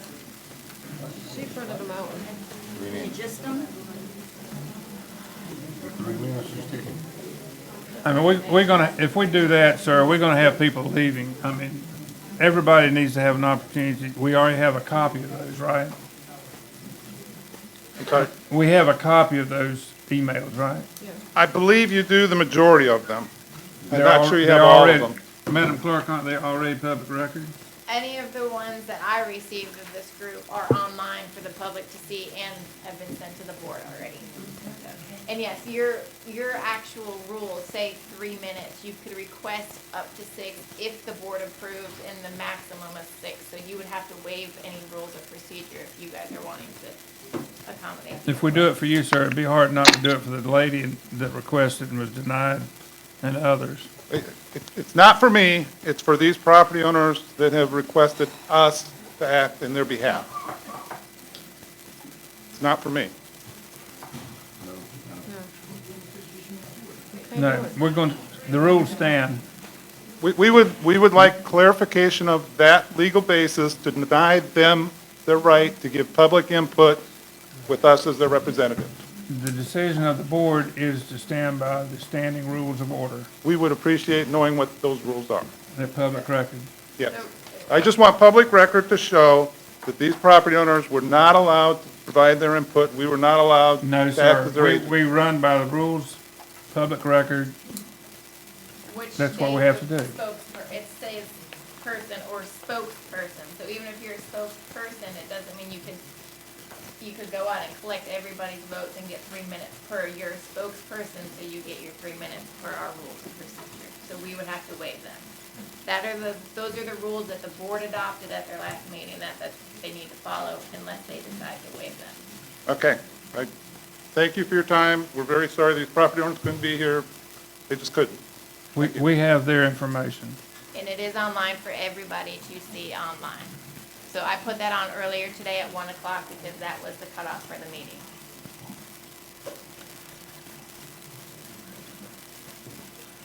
Okay,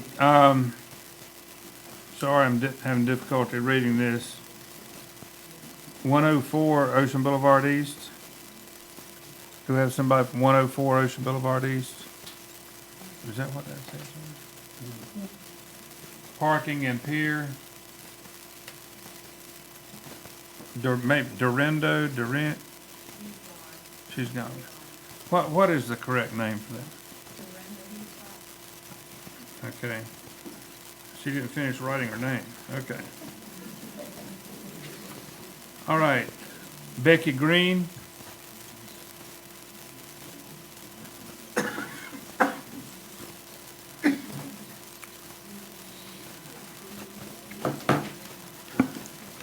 My name is Becky Green. I live at 115 Sunshine Lane, and I am a permanent resident on the island. I am not against paid parking, but I am against paid parking on streets with private walkways. There is no access for people using these parking spaces without trespassing on the private walkways. This property is deeded to the property owners on the streets, and the walkways are constructed and maintained by those homeowners. And I want to know, is the town going to compensate us for the use of our property? And are they going to be liable for any injury that occurs on our walkways? Can we expect porta potties on every corner from now on? I think you should reconsider where you plan to put paid parking spaces.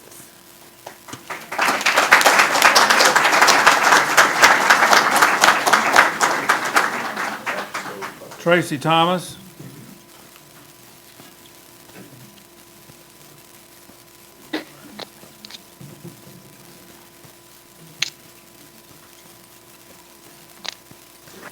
I live at 109 Frigate. I'm a permanent resident. I sent a letter to the commissioners that I'd like to read. We do not support paid parking on streets with private walkways. This will encourage non-residents to trespass on our private walkway. Here are our concerns. 1, the short length of our street, Frigate Drive, make compact car parking for our owners, renters, to OBW unnecessary and impractical. 2, having compact car parking on our street will encourage non-residents to trespass on our private walkway, with concerns of increased liability should someone fall or be injured on our private walkway, added wear and tear on our private walkway, and increased water costs from our private shower on our private walkway. And 3, is the town prepared to enforce trespassers on these private walkways? 4, there is also the question of sanitation as there are no public restrooms nearby. Having 935 parking spots on our small island is excessive and will change the family-friendly atmosphere that we are known for and turn our island into a giant public parking lot. Also, residents should be exempt from all parking fees, including trailer parking. We already paid to create the parking spaces with our taxes and yet get no benefits. Please remove the parking for compact cars at all private walkways from the paid parking plan and reduce the total number of paid parking spots on the island. Additionally, we do not support the purchase of the pier property. The pier plan is flawed at best and dishonest at worst. It appears the commissioners created a plan in an attempt to silence the majority of residents that demanded a plan before they would support the purchase. But the plan created inflates revenue from parking and leasing of the derelict building, while deflating the cost of improvements, maintenance, and ongoing operations. So it is worse than no plan at all, as it attempts to deceive the town residents by using unrealistic numbers. We cannot support the spending of over $4 million to purchase the pier property with no realistic plan to pay for it other than increased taxes. Thank you.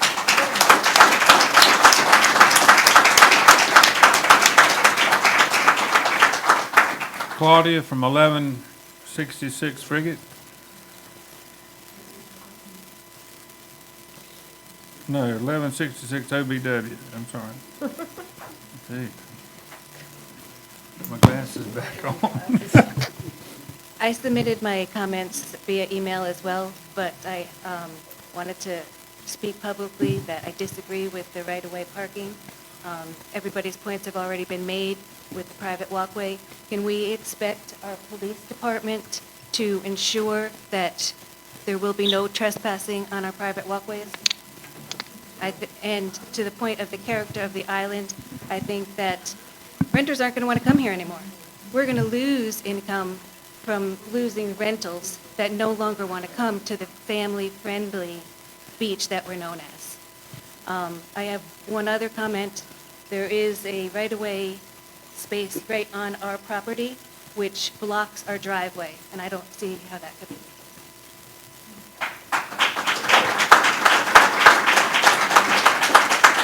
Amy Archer.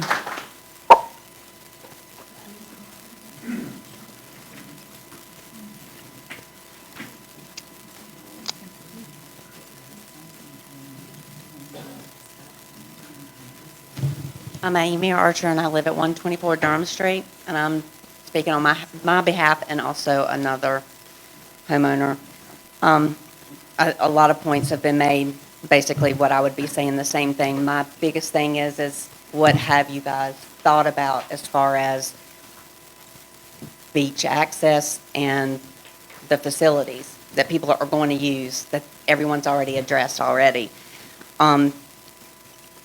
This island has sustained through the years visitors from the mainland to park, and the island will never be able to provide ample parking for everyone ever. So it doesn't make sense to keep on trying to find the parking spaces. We know we need designated areas, and all over the island is not the answer. So this is 112 Tuna. They said they would like to express our opposition to adding parking on any canal street at Holden Beach. Please consider if you were one of the homeowners who is being affected by public parking, how would you like to have purchased a beach home to have it devalued by a decision to allow public parking added in front of your home? How would you then like to be the trash pickup for the potential litter that will also become a concern?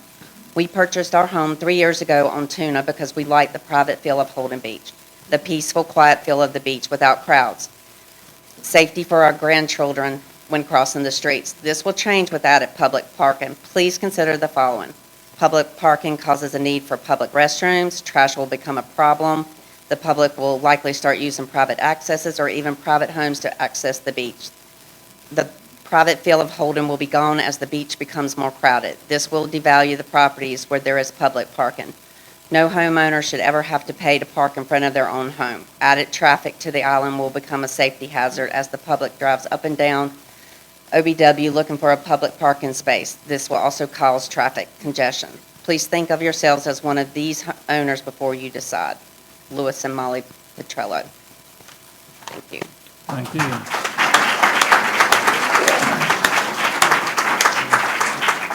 Deborah Fish. Deborah Fish from Sailfish.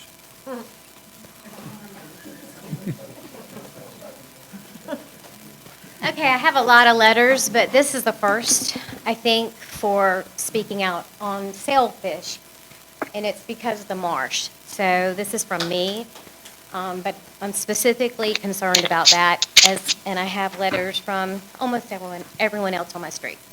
So I am here to express my disapproval for the proposed paid parking locations. First, I appreciate the time and effort the Board of Commissioners and each committee donates to our town each month. I really do.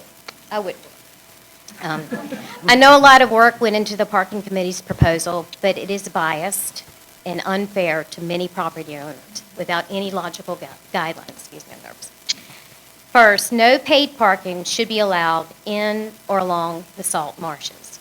If nature is allowed to run its course, the marshes will extend to the paved road, which becomes the barrier preventing the marsh from growing any further. The town's mowing practices over the last few years have stunted the growth of the marsh grasses, and that's why our streets are flooding more often. Parking, especially along the marshes, will kill the grasses completely because it compacts the ground and will not allow seeding. Furthermore, it is illegal to cut the marsh grasses less than 2 feet high during their growing season, which is the same timeline the parking committee has proposed paid parking. Destruction of the marshes on the islands and along the coastline will destroy and is destroying the ecosystems in our area. Sea life and animals live off the ecosystem from the salt marshes, and the salt marshes protect property from sea levels that are rising and the flooding. Instead of save the turtles, we will soon be saying save our island. Second, if you're a commissioner and you live where paid parking will not impact your quality of life because it is prohibited by this plan, and I'm sorry to pick out people, but past the West End Gate, OBW, Herring Landing, Seagull, I think you need to vote as if this impacts your yard, your house, your family, your privacy, and your quality of life.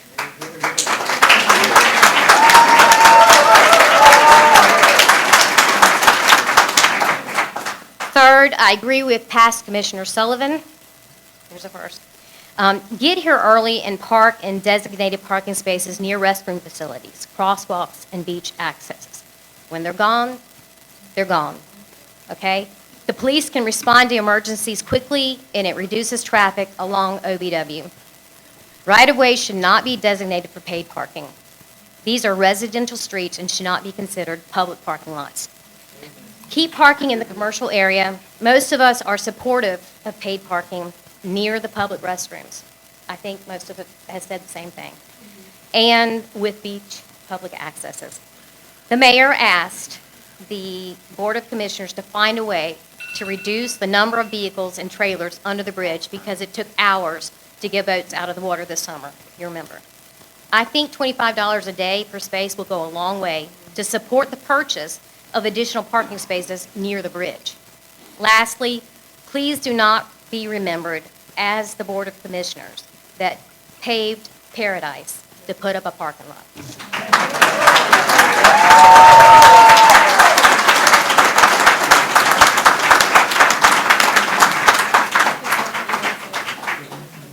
Jane Bremer, Dolphin Drive.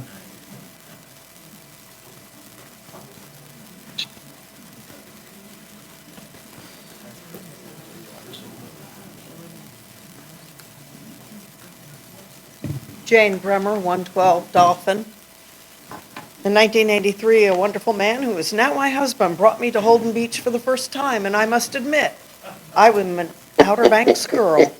I believe in high tiders. However, I have forsaken the Outer Banks because I love this family beach. I raised children here. My husband had a career path where every year we moved. The one constant in their life was 112 Dolphin Street. It's been here since the 1970s. It's still here. My children are now bringing their children here. And according to the plan that we have seen, we have compact parking in front of our house. I have a 3-year-old and a 1-year-old. Am I going to be able to let them go out and walk to the beach? I'm very concerned about this, and I know that I am echoing what many of you have said. So I am imploring you, the board, no right-of-way parking in front of residential homes. I'm sorry, you will change the entire island. We will be going from the #1 family beach to the new North Myrtle Beach. Please don't do it. Please. I'm begging you. I represent several of my neighbors, and they wrote letters. I'm not going to read them because you've already heard. All right. Thank you. Thank and thank you again for your service.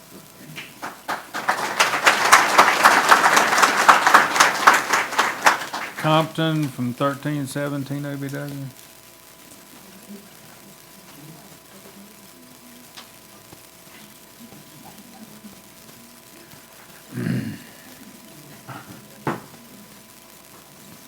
Hi, my name's Ray Compton. I'm at 1317 Ocean Boulevard West. I also rent my property 3 months of the year, so I'm not full-time, but close to it. I appreciate all of you who serve and run for office. I appreciate it very much. I'm speaking on, not on behalf of myself, but I happen to buy in a POA, a Property Owners Association property. We don't have the problems that I've heard here tonight, but I certainly sympathize with all of you.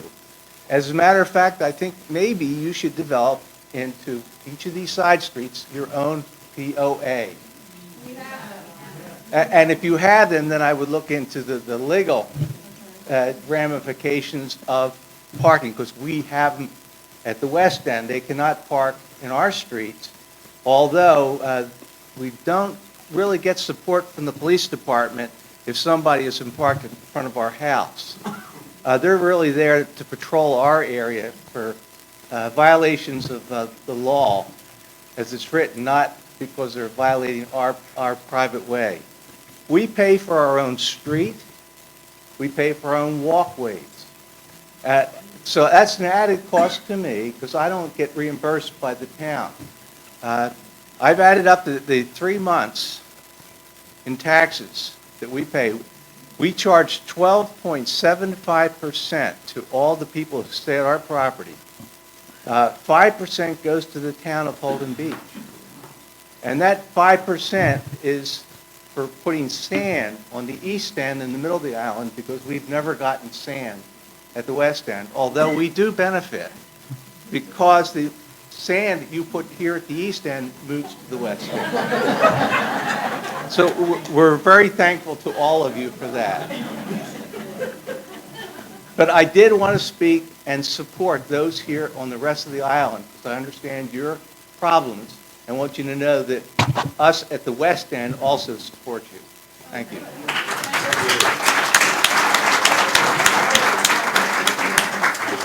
Marty Arrowood.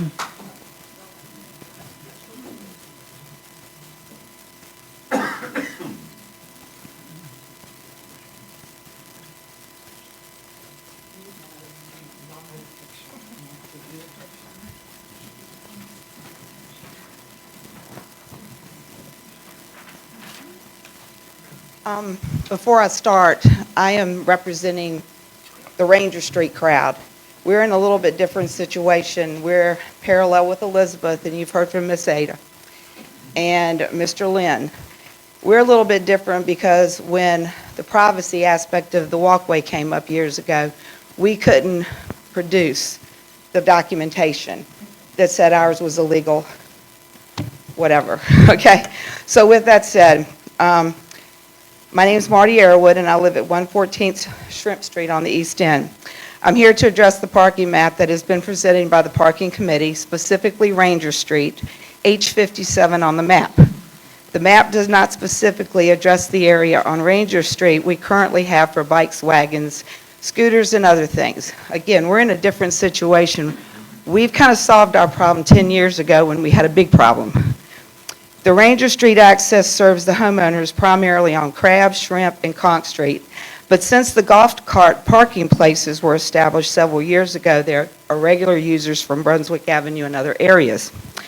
Some background. When Ranger Street was closed, the town built a fence about a third from the dune with the walk-through, as Mr. Lynn was talking about. For many years, that area was used for bikes and wagons by the homeowners and visitors. The fall before CAMA access was built at Ranger Street, a new homeowner removed the fence so that his wife could park her golf cart at the steps. That spring, CAMA access was built and the street was open for public parking. We asked if the fence could be put back as the post holes were still in the road, and we were told no by the town. As a result, we lost any ability to park our bikes and wagons that summer. Also, the street was so narrow that when parking was full on both sides, there was no way for emergency vehicles to access. During the winter, I spoke at a February meeting and explained the history of the access to the commissioners, asking them on the behalf of the residents to consider making a place for us. I met with David Hewitt and Commissioner Eisenhower at Ranger Street, and we discussed options. It was determined since there was a lack of bike parking as well as golf cart parking, the Ranger could become a template for the future. At the next meeting, the commissioners agreed to designating areas for bikes, wagons, and golf carts, and ordinances were passed to allow the action. I am here again to ask that Ranger Street remain with the current layout. One half of the east side of the street designated for bikes, wagons, and the remaining areas designated for compact, as y'all defined it, with golf carts. That's the pictures I showed where that's been marked off to the commissioners. Also, we asked that more bike rails be added because we have so many bikes there on the weekends. We have been very successful at our end in our little area. This area has enhanced the beach experience, provides a much-needed service. We counted up, and on average during the summertime, we had 8 to 10 golf carts parked in our area just fine, picking up the trash. The town provided trash cans. But the bike area and the wagon area is most used by the homeowners, and we appreciate that. I want to thank the commissioners for considering our requests and also refer them to the emails that have been sent in from the emailed by the homeowners from the area. Thank you for your consideration. We hope we can keep it the way it is. Thank you.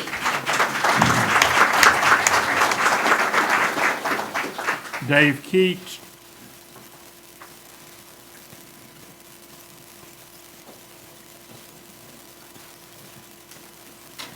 Hello, I'm Dave Keach. I'm at 231 Lois Avenue,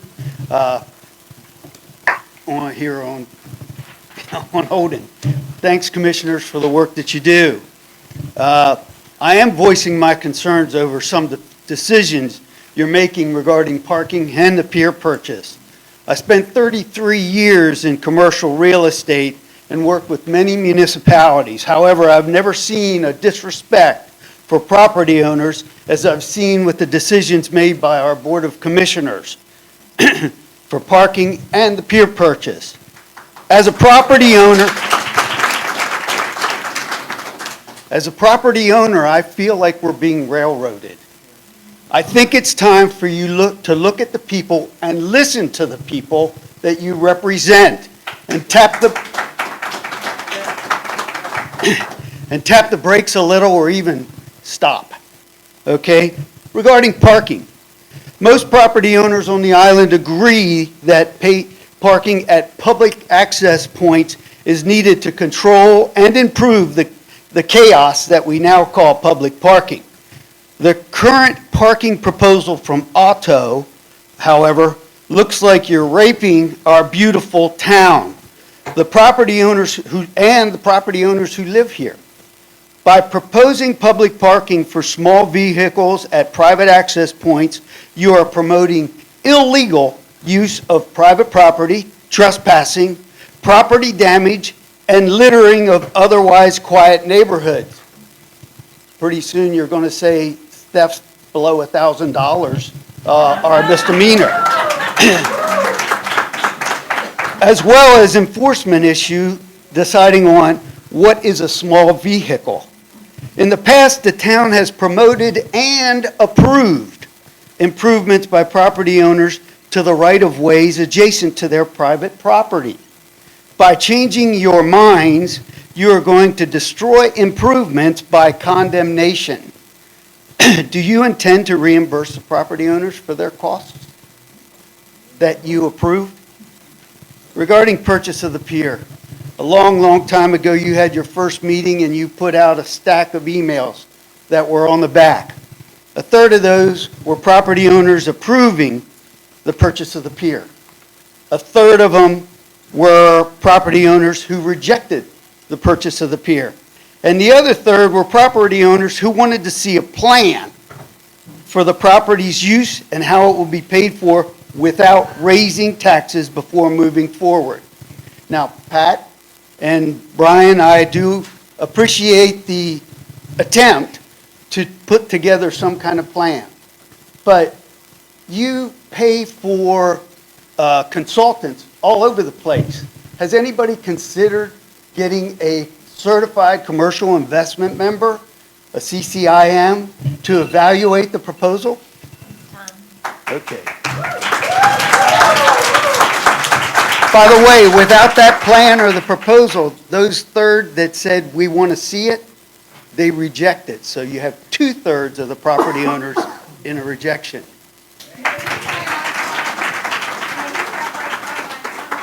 What, pardon me? May he have my time to continue talking, and I'll acquiesce my 3 minutes? I don't see why that's not possible. Doesn't, I will get him to come up and talk to me. Yes. that's not in our rules, ma'am, I'm sorry. That's insanity. Beverly Compton?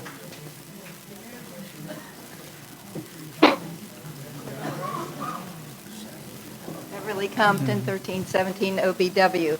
But I think you've already turned down my opportunity to speak because I have a few of the people who have written in who asked us to be their proxy for commenting because they wanted other people to hear what they felt because I think they would feel that they're in the same situation and support what people Okay, are you have- saying You here. have your 3 minutes if you'd like to read. I asked for 6. Can I have 6? We haven't allowed it, but the commissioners, same rule for everybody. Okay, same rule for everybody.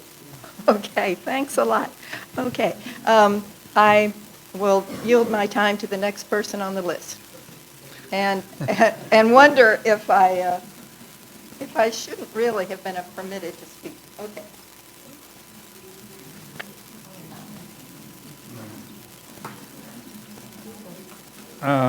Mike from 231 Brunswick Avenue West. 231 Brunswick Avenue West. Scott Jobber, 811. That's, all right, Craig. All right, 116 Marsh Walk.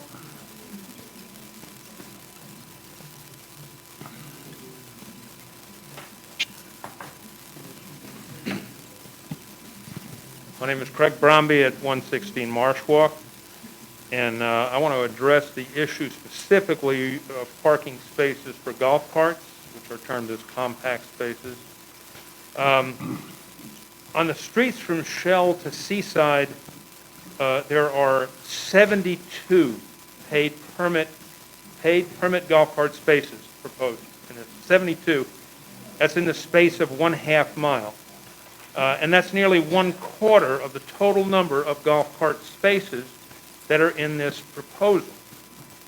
And the problem with that for trespassers on private beach access walkways has been explored in great detail, and so I'm not going to go on with that. There's other problems with it, and one is the number of golf carts that's going to potentially put on Ocean Boulevard. So, Mr. Compton, I appreciate your support for us, but you've going to have a problem too because it's going to take you a half an hour to get to the bridge with all the golf carts. So I got to thinking, who is benefiting from this? Who really is served? Well, the golf cart rental businesses are going to prosper. They're going to do great. Package of a golf cart rental and a parking pass by the week is going to be very, very attractive. Auto Connect collects 30% of the parking revenue. It is in their interest to propose as many spots as they possibly can. So what are the downsides?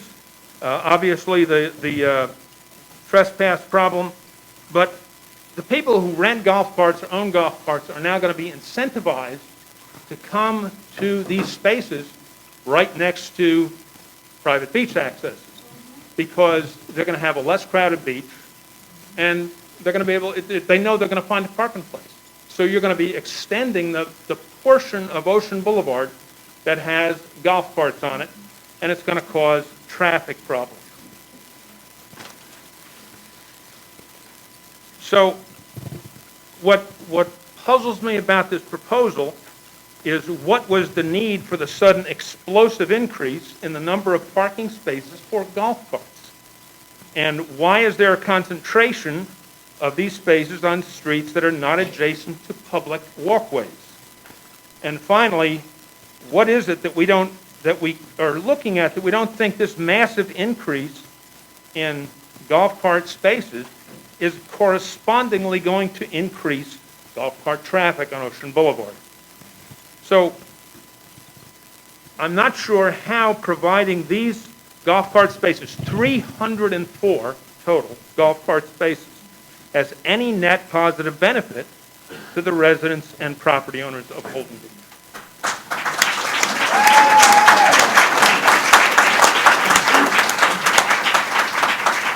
Brian Decker.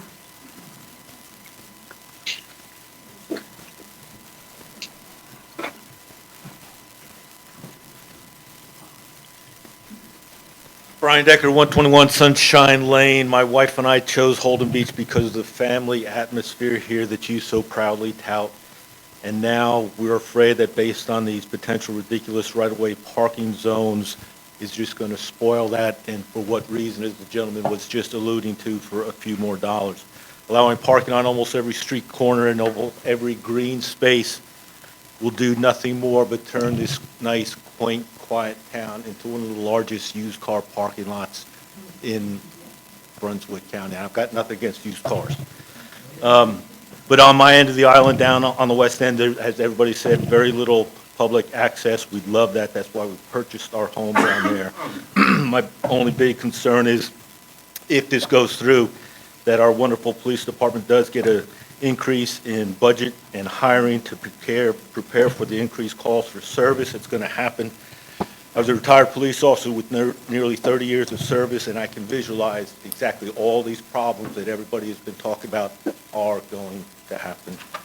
Thank you, and I would just hope that you consider not allowing all this ridiculous parking. Thank you. Thank you.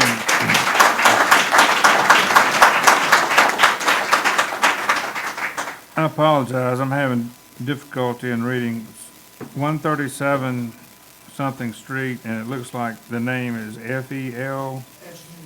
That's you?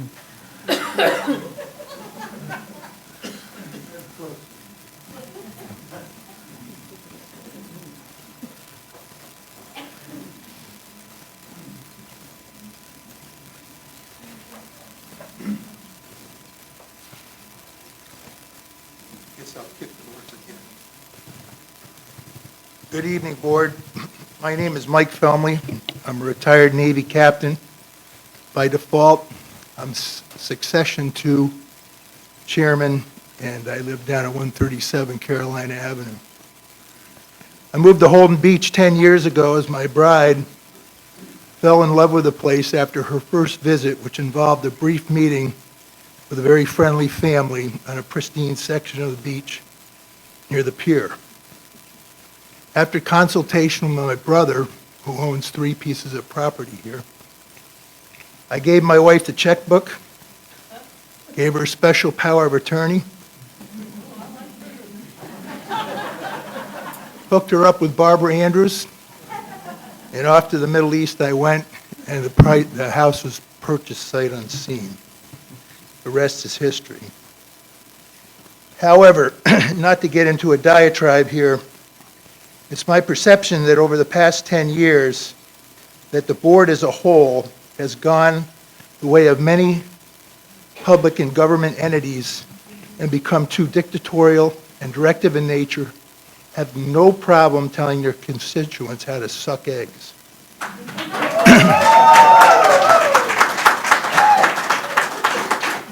I don't like it, but maybe it's not all the board's fault, for a couple reasons. Voicing our opinion here is one thing. We can bitch and moan all we want.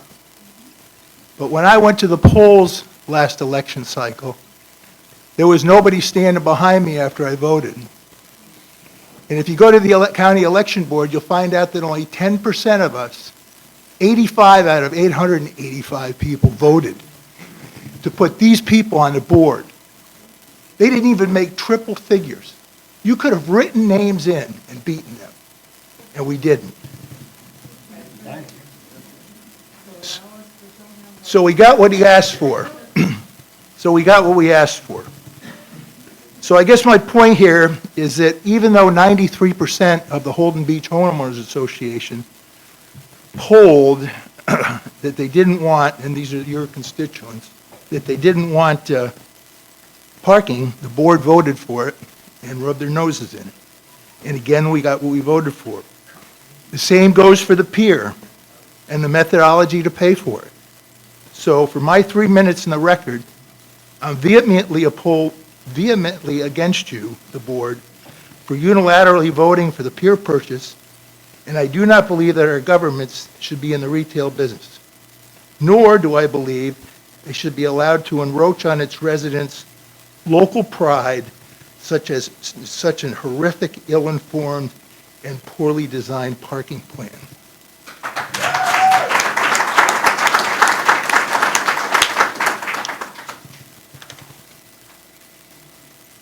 Finally, my wife and I decided to settle here because we wanted to live in a family community. We didn't want the drunken, haphazard circus effect of Ocean Isle Beach nor the grubbiness of Oak Island. But my perception is that Holden Beach is getting out of control. And after the voting issue last month, I can tell you I will do anything I can to modify this board during the upcoming election cycles, even if it means running for the board myself. And I don't want to do that. But the people want to raise families here, and I want Holden Beach to be that family community that my wife fell in love with 10 years ago, and I want it back. And I think the board needs to listen to their constituency. But from what I heard this evening, I recommend you get a good consultant for the pier and a better one for the parking. Thank you very much. Thank you, sir.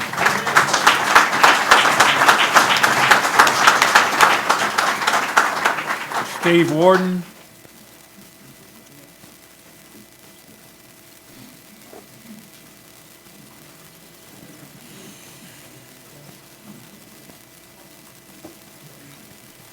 My name is Steve Warden. I live at 117 Marsh Walk. I am a full-time resident, having lived here about 2 years. Thanks to Barbara Andrews, I wore her out, but I fell in love with Holden Beach about 4 or 5 years ago. The first time I came across that bridge, I told my wife, we're going to move here, and we did. Formerly lived in Charlotte, North Carolina. Anyway, what I was going to say has already been said. I'm just here to voice my disapproval of the parking proposal. All I can see is a flotilla of golf carts coming from east to west on Ocean Boulevard and using our private accesses illegally. The litter, the filth, the lack of restrooms, the potential damage to the dunes, we don't need that. Thank you.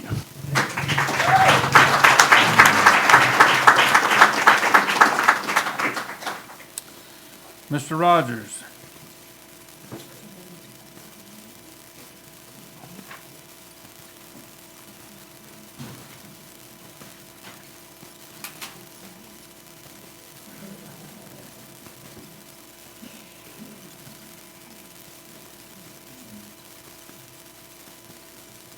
I am Ken Rogers.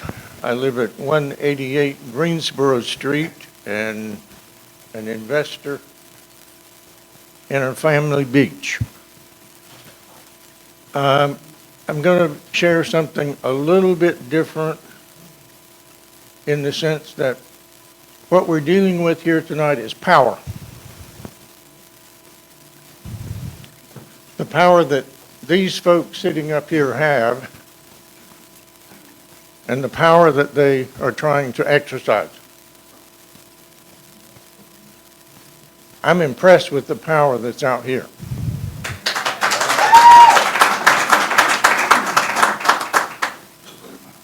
I don't know whether we operate by Robert's Rules of Order or not, but if we don't, we need to exercise our power and tell these folks that we want to follow Robert's Rules of Order.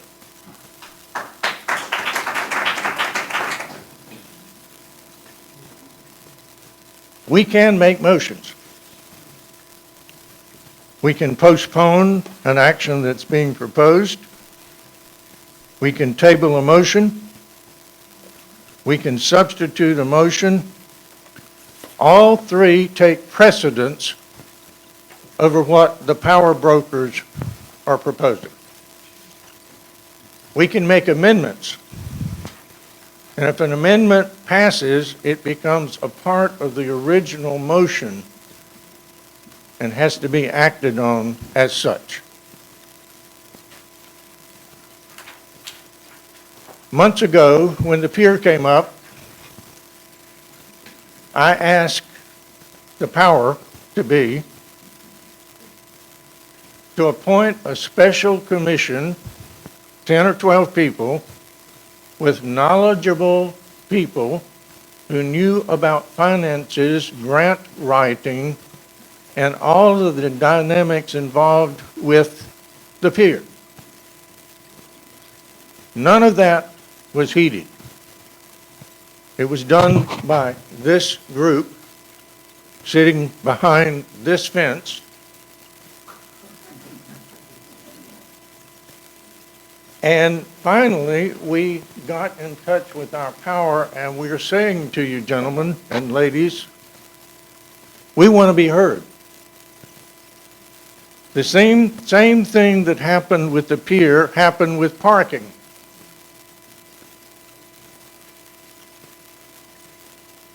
And we get proposals about parking that totally ignores our rights.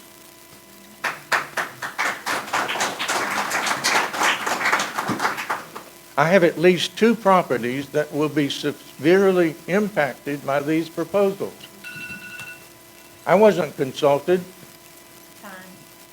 Nobody even considered me to be important enough to ask me. I'm saying, let's exercise our power and shape Holden Beach the way we want it to be shaped.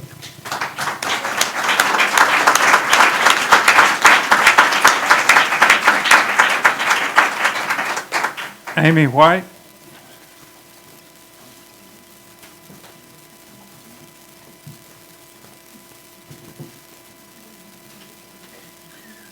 Amy White, 126 Greensboro Street, again. I have something I wrote that I will read in a minute, but I just want to remind the board of your moral obligation to listen to the people in this room. You have a moral obligation, you have a legal obligation, and people are saying, no, enough. So I'm going to speak primarily about my concerns about parking alongside the marshes. I know another lovely woman mentioned this earlier. We live across from a marsh, and it's lovely. Who's responsible for maintaining the right-of-way there, in particular along the marsh? 2 or 3 years ago, a contractor hired by the town mowed down the right-of-way too far into the marsh, and now I understand that that was illegal. They completely destroyed a large brush area that had been there for at least 15 years or more. We've been property owners on that street for almost 20 years. They displaced or killed a large family of birds that was actively nesting. These are the kinds of things that happen when you start to look at our wildlife here. Consider the trash that's left behind by people in a parking lot or a parking space where they give no thought to disposing of cigarette butt, a piece of chewed gum, a soda bottle, empty chip bag or Pringles can, even emptying ashtrays from their vehicles. This is what I've observed with the parking along the marsh that is currently legal. My personal opinion is there should be no parking, paid or non-paid, alongside the marshes. Think about things such as the dirt and the car fluids that you see in every average parking lot that you walk through. Those are the kinds of things that will be deposited alongside the marsh and leach into the marsh itself. Any car with an oil leak, radiator fluid leak, any type of fluid, that's what's going to be absorbed into the marsh ground. For the sake of a minimal number of extra parking spots, it seems inappropriate and short-sighted to allow parking alongside the marshes. It makes the town look backwards, and like its leaders are unconcerned about the environmental impact that this will cause. I'm not against paid parking. I'm against paid parking on these right-of-ways in front of people's homes. I'm against paid parking or any parking in front of the marshes. I understand that Brunswick County is growing by leaps and bounds. People want to come to Holden Beach. It's a beautiful beach. They come across the bridge. I'm not looking to prevent people from doing that, but the obligation of the board is not to the rest of the county. The obligation of the board is to the homeowners, property owners of Holden Beach Island.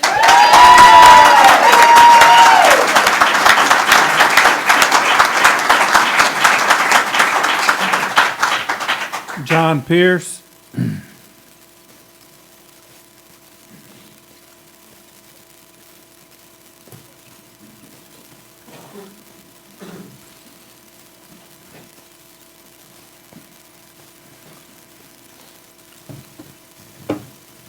Well, I'm still John Pierce, and I still live at 123 Burlington. And there's still four other homeowners on that street that I'm speaking for. So much has been said tonight that's great. I went to the POA meeting the other day, and just sharp comments, so I understand there's probably little I can add here. As I sit back and listen to it, though, I heard it's kind of interesting because there's a dichotomy here of two things working against each other, it seems. There was a passioned plea by one of the commissioners, which I agree with. I'm for the purchase of the pier and the properties, and these other four owners are too. But there's a passioned plea on that side by the committee on saving the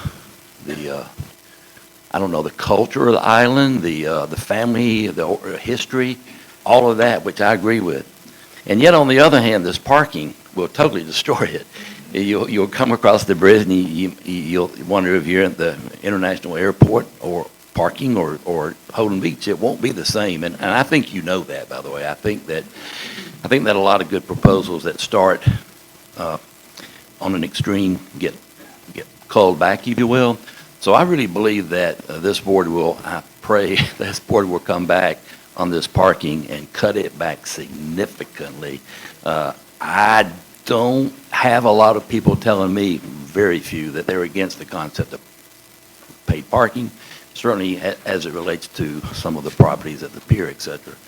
But this ROW, the right-of-way, and the comments made about the crime, the porta potties, and et cetera, I didn't buy the property here like anybody else to please off-islanders that much. It was about the culture on this island. And I know you know that, because I know some of you, through others maybe.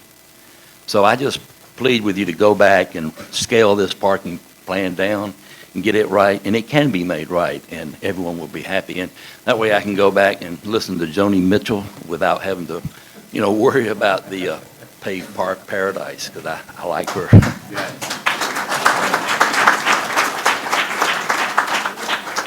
Susan Thompson. Jeff Hodges.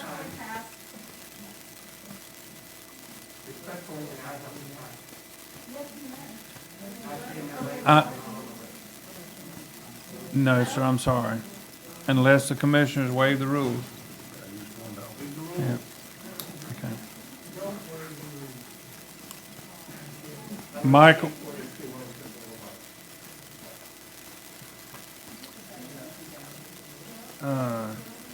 Did I call that name? I did. Yeah. I make a motion we end this Saturday, but the people that didn't hear. I second it.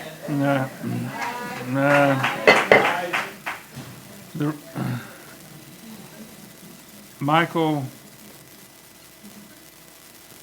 can't read the name, 107 Windjammer. Is that Michael or Michelle?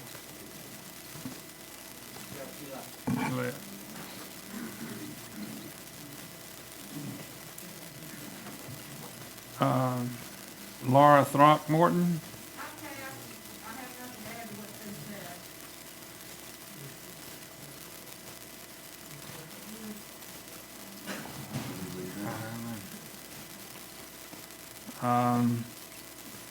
406 Ocean Boulevard West. I'm sorry, I can't read it.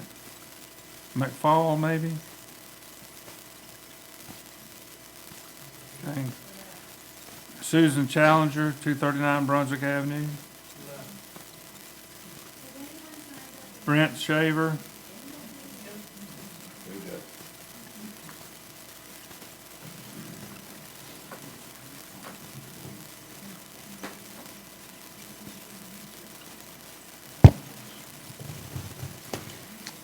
Good evening, folks. I'm Brent Shaver, live at 121 Tarpon. First of all, I do want to sincerely thank you guys for the effort and the time that you put in to do what you're doing for Holden Beach.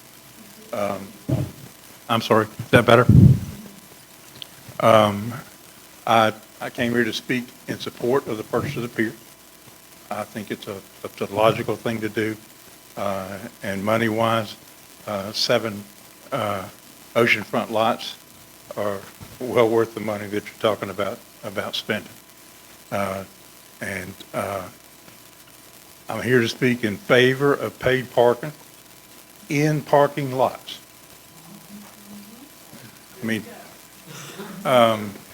if the town has space and you think it's good for the town to have 1,200 more paid parking places and you can put them in a parking lot, okay, go ahead. I'm 100% against paid parking or the paid part of with the right-of-way. I think that changes the culture of the island. I think that you're going to create arguments that are going to turn into scuffles with people. I think you're going to have a trash issue. I think that overall, it's just not a good idea. And I didn't see any time where I understand we could ask questions about the pier purchase, but I didn't see any time we could ask questions about the parking. Did I miss that, or is that coming? I mean, because I have some questions, like, your parking places, are they going to be lined out, designated parking places? A driveway, you say that in the right-of-way areas, designated parking areas, you're not going to block a driveway. What's the definition of a driveway? Is it 12 feet wide? At my house, I have about 34 feet worth of gravel that we use as a driveway. Is that going to be respected as my driveway? I don't know when to ask these questions, but questions like that, and there's a bucket of them, need to be asked. Also, as I read it, and I read the whole thing twice, if you live on a side street and are not in a paid parking designated area, the right-of-way at your house, if you park in your grass, if you have your kids come to see you or have somebody come see you, and you park in your grass and you're in that right-of-way, you're in violation. You're a parking violation. That means if you have a house at 140 Tarpon and you have somebody park in your grass but within 10 feet, more or less whatever it is of the street, then somebody could write you a ticket. I got just one more quick thing, and it's a safety thing. For years, and I've been down here over 37, 38 years. For years, whether it's just been common sense or it was actually I don't know, whatever. We didn't have parking on OBW because we didn't want to have people running out between cars into traffic. Granted, these side streets are not as busy as OBW, but what's going to be the difference? If you have parking on the side of a residential street, what's going to be the difference between the safety hazard of a child, an older adult, somebody old like me that might not hear somebody coming out between two cars and having a mess? Okay, just one more thing. Compact cars. You change that to compact cars. I looked up online. Compact cars, by definition, in the United States, they're 150 to 170 inches long. There's one compact car that is 120 inches long. It's the Scion, S-C-I-O-N. Smart car. Huh? Smart car is 8.5 feet. Okay, there's another one there. Okay, there's two. But, Thank you, Brent. Thank you, Brent. tap the brakes on the parking. I think it needs a little work. Jim Bauer, Pass. Tony Morowitz.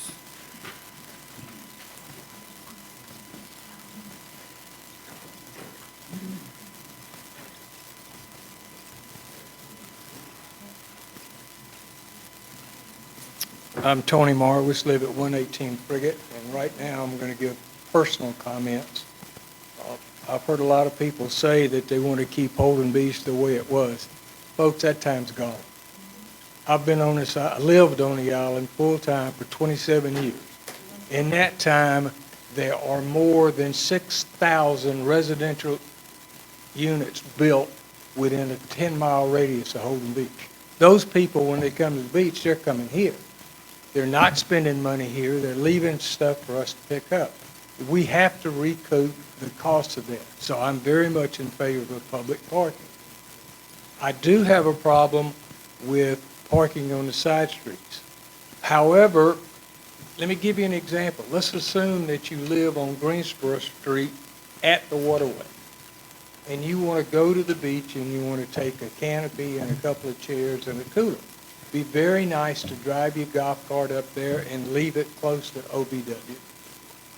And you're not really, if you park on the right side of the street, you're not really affecting anybody else other than the people that have to look at it. On my street, it's very short. We have a private access that we own. We physically own that. So if we have golf cart parking, which is proposed 5 spaces, we're going to have trespassers, and I'm going to call the cops on them. And we're going to have extra costs. So what I'm asking the board to do is look at the parking program in great detail, see what's right and what's wrong.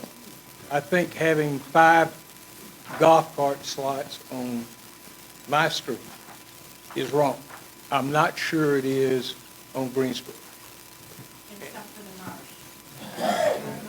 That's an arguable point, okay? And that's what I expect this board to do. I expect this board to listen to people that are out there. It doesn't do any good to insult people. They're doing the best job they can, and I, for one, wouldn't do that job because I wouldn't put up with you guys. And most of you wouldn't put up with yourselves. So please, do a good job. Look at the board, or look at the parking, decide what's good and what's bad, and implement it. Thank you. Thank you, Ms. Morowitz. David Morgan. Rosemary, 1339 OBW. Mike Sullivan.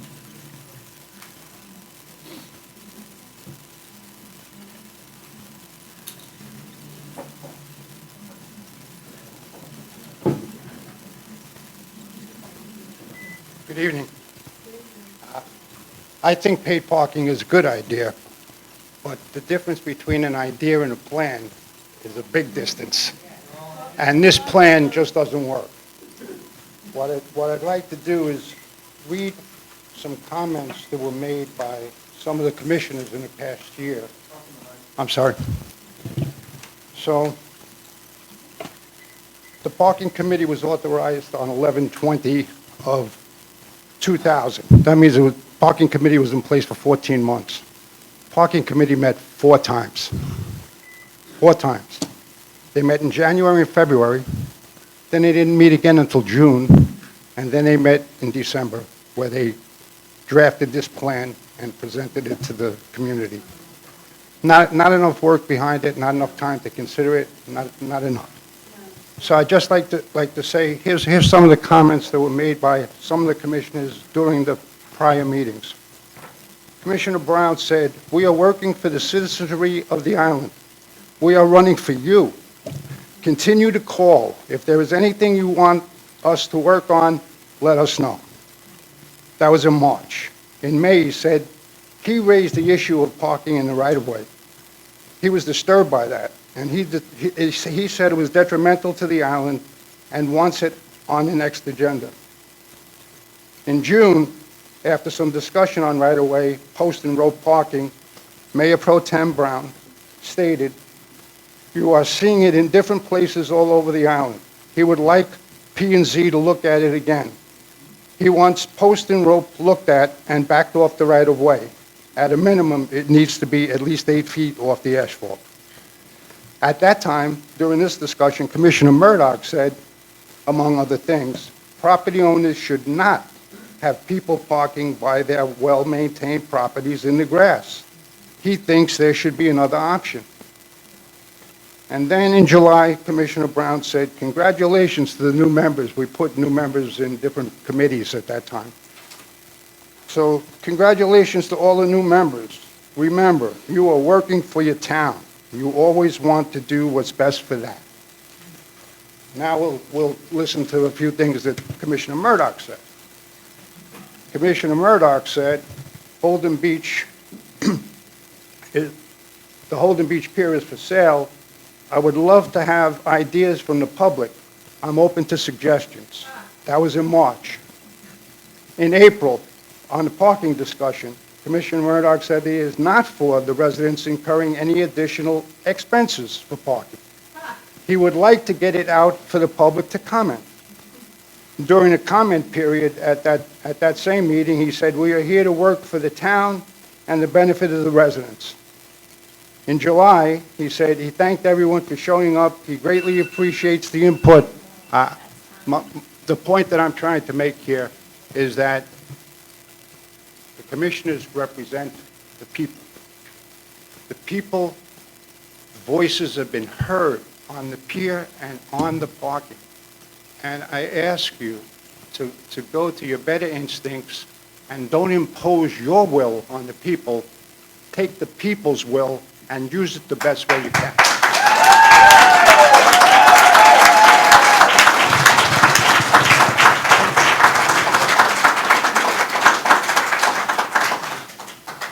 Regina from Sand Dollar.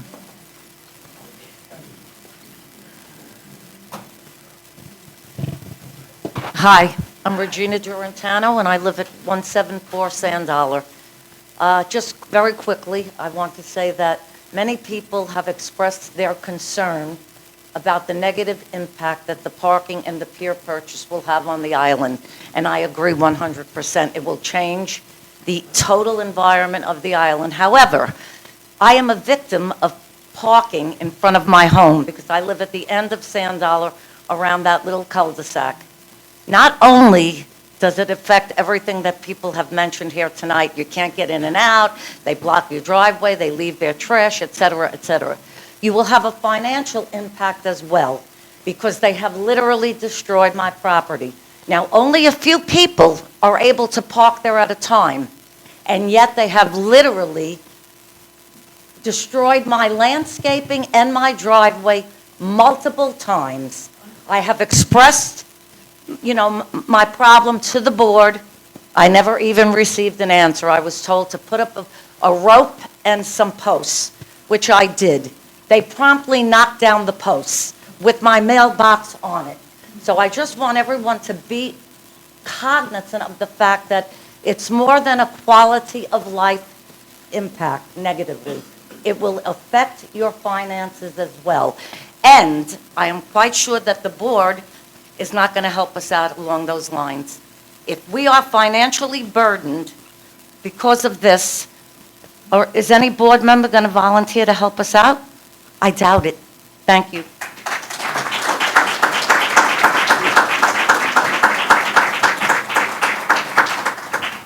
Did anyone in the room sign up and me miss your name?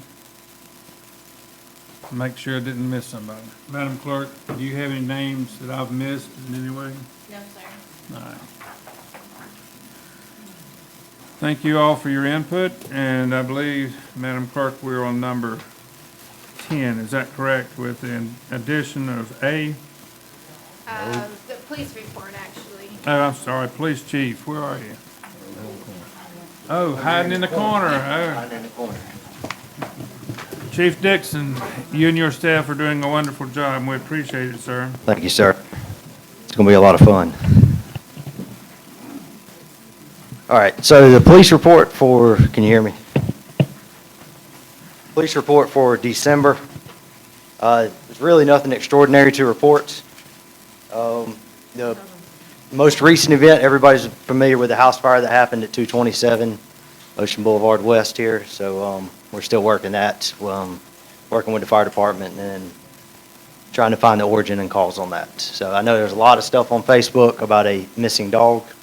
Unfortunately, that dog has still not been found, so it is, do not know, but it's most likely it is not, did not get out of the house. So we have not found him in there yet, but the fact that he hasn't shown up on somebody's doorstep or somewhere, and it's been, what, we're going on 3 or 4 days now, so that's the most likely outcome, but we can't say that for sure.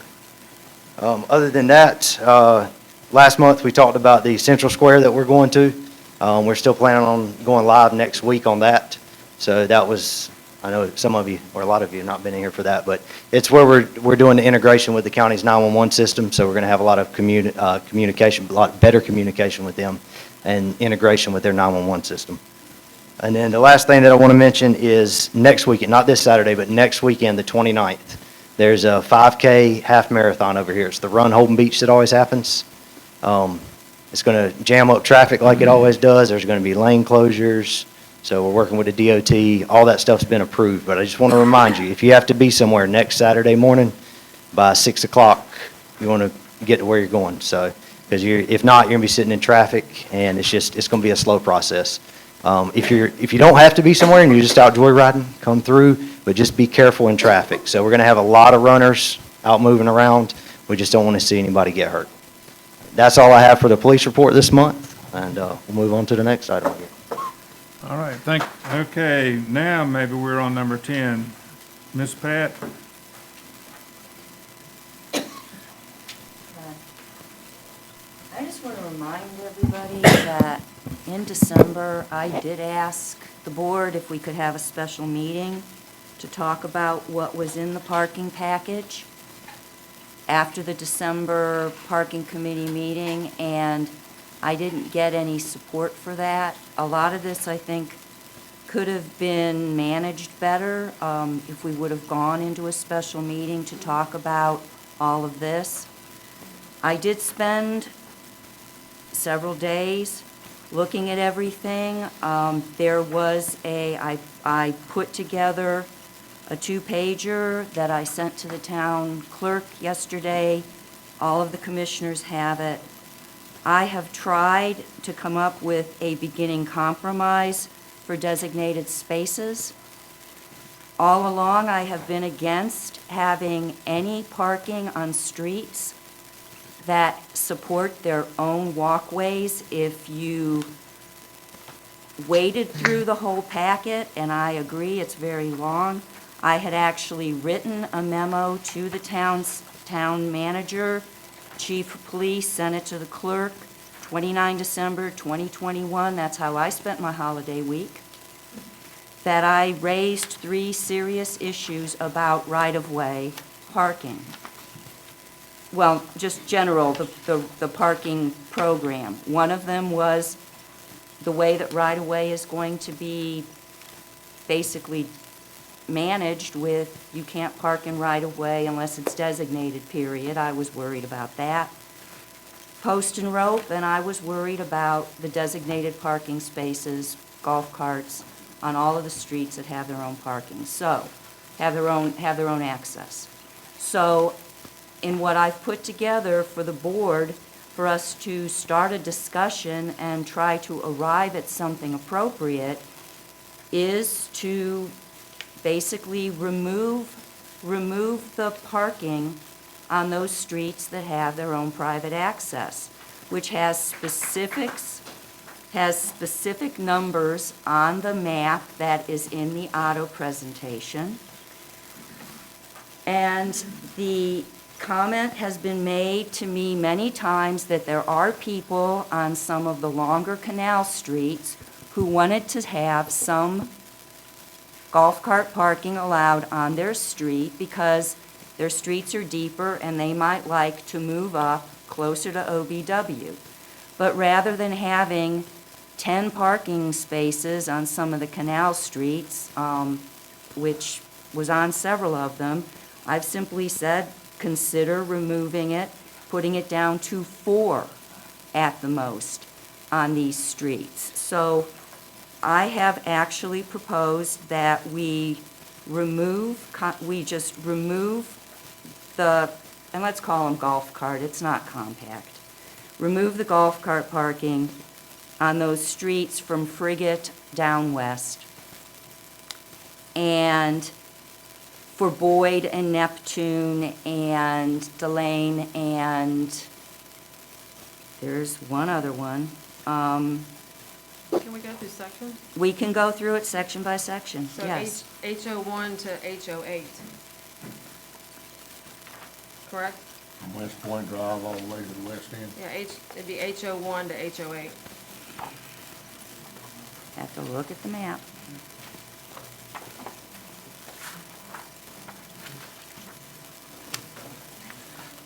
I think it'd just be clear if we do sections.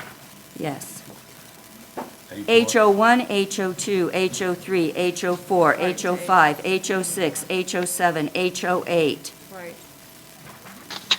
H12, which I don't know where that came from because it wasn't in the December plan and it has suddenly shown up. That is Point West Drive. They have a private access. That should be no. No deal. Huh? Pardon? No deal. No deal? On Point West, there should be no parking at Point West. Correct, that's what I said, Yeah, remove it, that's Seaside correct. now, all the way from Correct. HO1 to H12. Off. No, Deal Drive has a public access. No, he's just talking about H12, Point West Drive. Yeah, HO1 to HO8, and then H12, then H35 Neptune, H36 Boyd, H37 Roger, H38 Delane. Those are private access streets. Right. And there should be no parking on those. Seagull is also right next to Deal, and its access, I walk down there all the time, I was looking for the access. Is it right across the street? From Deal. No, I'm talking about Seagull. It's one block over from Deal. Seagull's down to the right from Seagull. But it's within walking distance to... So I'm trying to keep the parking around the streets that have public access. Right. And Deal Street is a public access. If people are parking on one street either side of Deal and there's a sign pointing them to Deal, they will probably go to Deal. Well, currently they park cars there on both sides of the road anyway, so this is going to just compact, or just golf carts. Golf carts, that's right. So it would be just, right now, currently it's cars, but it would be changed to just, and their definition of compact is not a compact car, it's the new side-by-sides that have been passed by the state of North Carolina. The side-by-sides and the golf cart is what Idaho's using as the compact vehicle. Which is why I think we need to go back to LSV or golf cart, period, because C is going to... We have to ensure there's no cars parked there. Right. Correct. So but that's what Idaho changed, so we need to change that back to low-speed vehicle and the new, what do they call it? UT. That wasn't from the parking committee. Right, that was from Idaho. So we need to reword that. Okay, so that was my start on how we could reduce this. It gets down to approximately 640 parking spaces for full-size vehicles, and that is between lots and right-of-ways that are mostly east of Town Hall, and you need to look at these maps, which are on the Auto Connect pages 8 and 9 for the extreme east of Town Hall, and you will see that there is a mixture of lots and right-of-ways. Some of the right-of-ways are clustered in the commercial district. So when you say do away with all right-of-way parking, Are you talking about doing away with all the right-of-way parking that is defined as right-of-way in this eastern area? Because that's where people are parking now, and it's a definition of right-of-way sometime, not necessarily right-of-way by houses. So this has to be addressed appropriately. Pat, I would like, Go ahead, Brian, I'm done. all right, so, perpetually, year after year, people have used McCray Street and 870, which is the bitter east end of Holden Beach. They've parked there forever. 865, I was down there today and rode all of this. I mean, if you put cars there, you're literally in front of every house down through there. That road is atrocious. It's dirt. It's fragile. I think we need to look at maybe eliminating those as well. What was that, H65? Yeah. Okay. You don't have enough room. If people are renting those houses and you don't have a lot of room there. You're right on the dune. It's just my recommendation. Also, there's a road, Ocean Boulevard East, 289 to 291, which is really narrow, and if you park cars on the side, it'd really be difficult to get an emergency vehicle down that road, let alone a trash truck. I mean, there's a lot of, this is, again, something that we were a little surprised by the compact car park, and it needs to be golf cart only. And it can be, this is not written in stone forever. I mean, it's gonna be, it's a working document, or it's a working operator that if you decide at the end of your road that you absolutely don't want any golf cart parking, then we will go to him and tell him there's gonna be no golf cart parking there. So that's gonna be at the big consensus of your neighborhood and the people that, if you live at the very end of the street and have a long way to get to the beach, I would see the need of maybe doing that. But if, that's not what you want, you still can't park in front of anybody's driveway. You still can't walk in front of a fire hydrant. You still can't block anybody's access to their home or property. So we're not changing anything in that. And as far as I talked with Brian earlier today, the post and road part, they're fine. If you want to protect your landscaping with those, as long as you stick with a 4x4 post, 2 foot tall, put rope or plastic chain in it and keep it 3 feet off the road, fine. You can't park a vehicle in 3 feet. So nobody could park there. Nobody's gonna park there. No, they're not gonna let anybody park there. So, all of these, again, can be reduced. This isn't, we're not demanding that every place have that many, but you're gonna have to have a trade-off somewhere. I mean, you don't want the right-of-way parking into any of your streets. And I understand it whether you got the private walkway. That makes good sense. Why in the world do you want to park there? We thought maybe the people that lived on those streets might want to park there. If they don't, that's fine. Pat's already pretty much X'd that off the list. And that's understandable.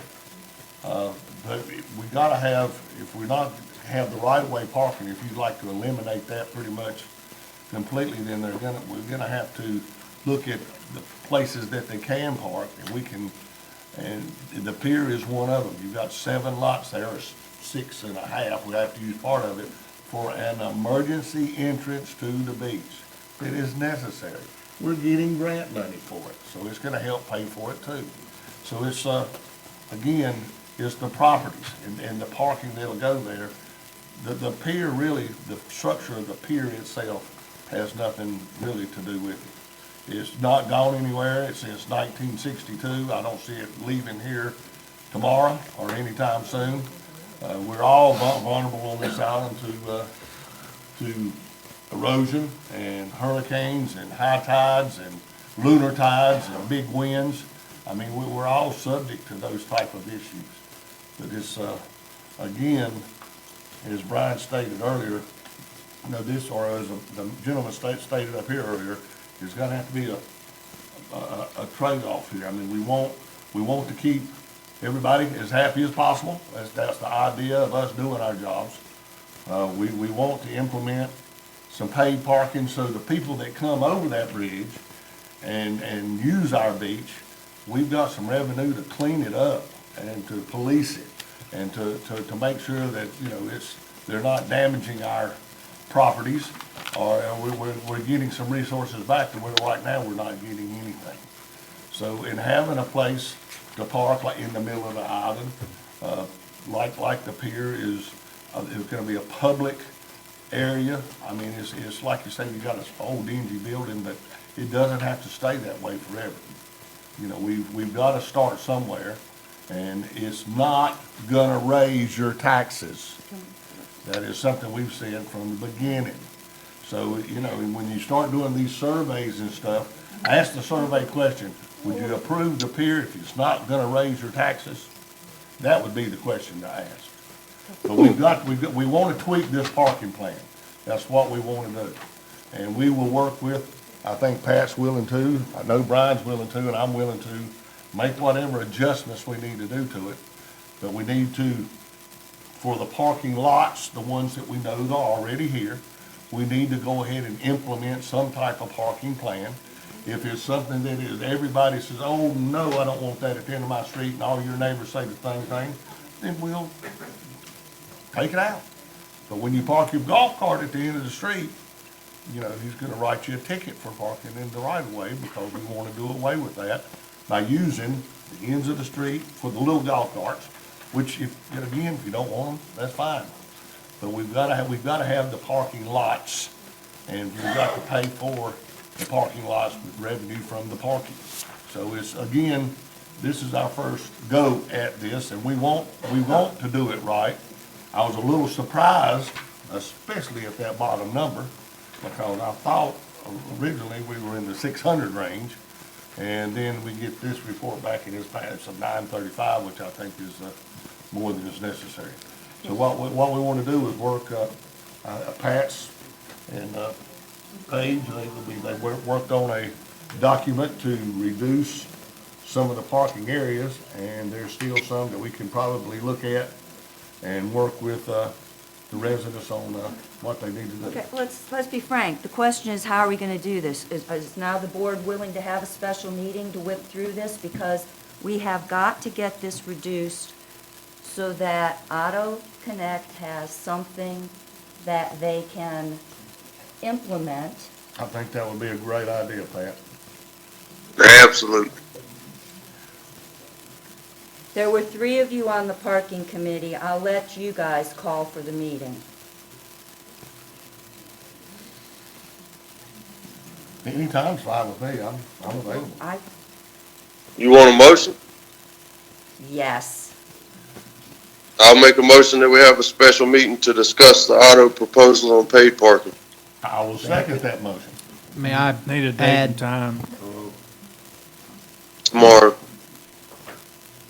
You have to have 48 hours, Brian, for a special meeting notice. And you need to get better. I know. I feel for y'all, man. Y'all need to take a break for just a second, probably.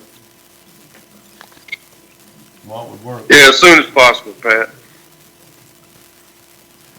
Well, we'll let the clerk gather information from everybody's calendar and set the date. Is that good with you, Pat? Yes, ma'am. I said, one of you call it and lead it. You were on the committee, the parking committee. One of you guys call the meeting and lead it, please. Well, as soon as we can adjust, get Heather to look at everybody's calendar. If you're good at any time, Daryl? Dave? I know. And what's the problem? I mean, we're gonna look and get a date Yeah. and meet, right? We just need to, they second the motion, so we just have to, Vote on having a meeting, but the date is still have to be set. Yeah, you can't have a meeting unless you have a date and time.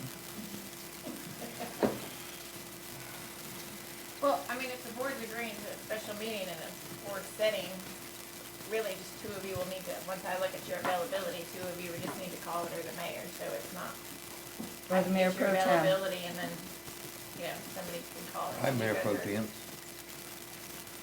So I'll just solicit everybody tomorrow if that's fine, and then we could just go from there. if that Thank works you. for everybody. Thank you. Yeah. Next Tuesday work? I have to look at my schedule. I don't have it in front of me, I'm sorry. Do you have to know right now? Make it as late as you can during the day. I could solicit everybody tomorrow. and- Yeah, I'm gonna have You don't have to do it right now. Okay. Okay. You've had a motion in a second. I think you're fine with the consensus if it's, it's just a special meeting, so if the board's fine with it, I think I understand what you're. So the audience understands, we have a consensus of the board that calendars will be looked at by the commissioners and convey that information to the clerk. The clerk will follow up and have a special meeting call through the process of 2 commissioners or the mayor as soon as possible. And of course, the public is always welcome at special meetings. Please, we want your input. So for keep this your parking eyes out for program. when it happens, and if you're available, come. If you're not, send us an email. I'll read them all. Okay. I've done all that. All right, where are we? Who wants the floor? All in favor? Aye. No, we've had a said we're consent, okay. we have a consensus, we don't need a motion. Okay, as I understand it now, we cannot do anything on the traffic code ordinance because what is also contained in this is, where the parking is gonna be. However, so it doesn't look to me like 10A can be done until after we have our decisions on the absolute parking. However, on 10B, ordinance 2203, an ordinance amending Chapter 95 Streets, 9505 Public Rights-of-Way, again, back in December, I wrote my disapproval of the idea of doing away with post and rope, saying I believe we simply need to clarify what legal post and rope is and put rules in it, and if it needs to be a foot or 2 feet off the road, whatever, we can define that and not leave enough room for people to pull into your property, damage your landscape.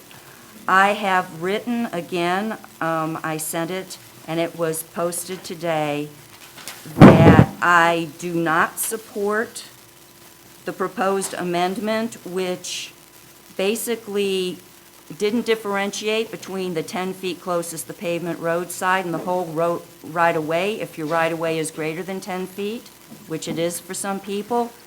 It has nothing about encouraging landscaping in any of the right-of-way depth, takes away owners' rights to do anything other than add a mailbox or newspaper box and do grass and vegetation no higher than 6 inches. So pervious product stone went away. Removes protection for several properties near the West End gate where drivers would turn around on their lawns instead of using the Holden Beach West turnaround, and I understood that was put in place years ago because of that issue, and that disappeared. It also assumes no responsibility whatsoever if owners make improvements. There's no qualifying statement anymore about during walkway, street, utility installation, or maintenance. Okay, so my conclusion is really, do you really want the entire island, all the streets, to just have churned up sand and weed landscape 10 feet back, which is basically what happens on the north side of Ocean Boulevard West, because you have the strip up until the sidewalk, and we all know what that looks like.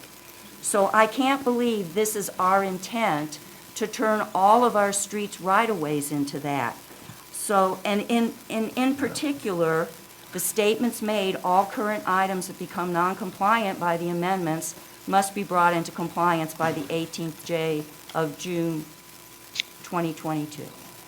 So you have to rip everything out.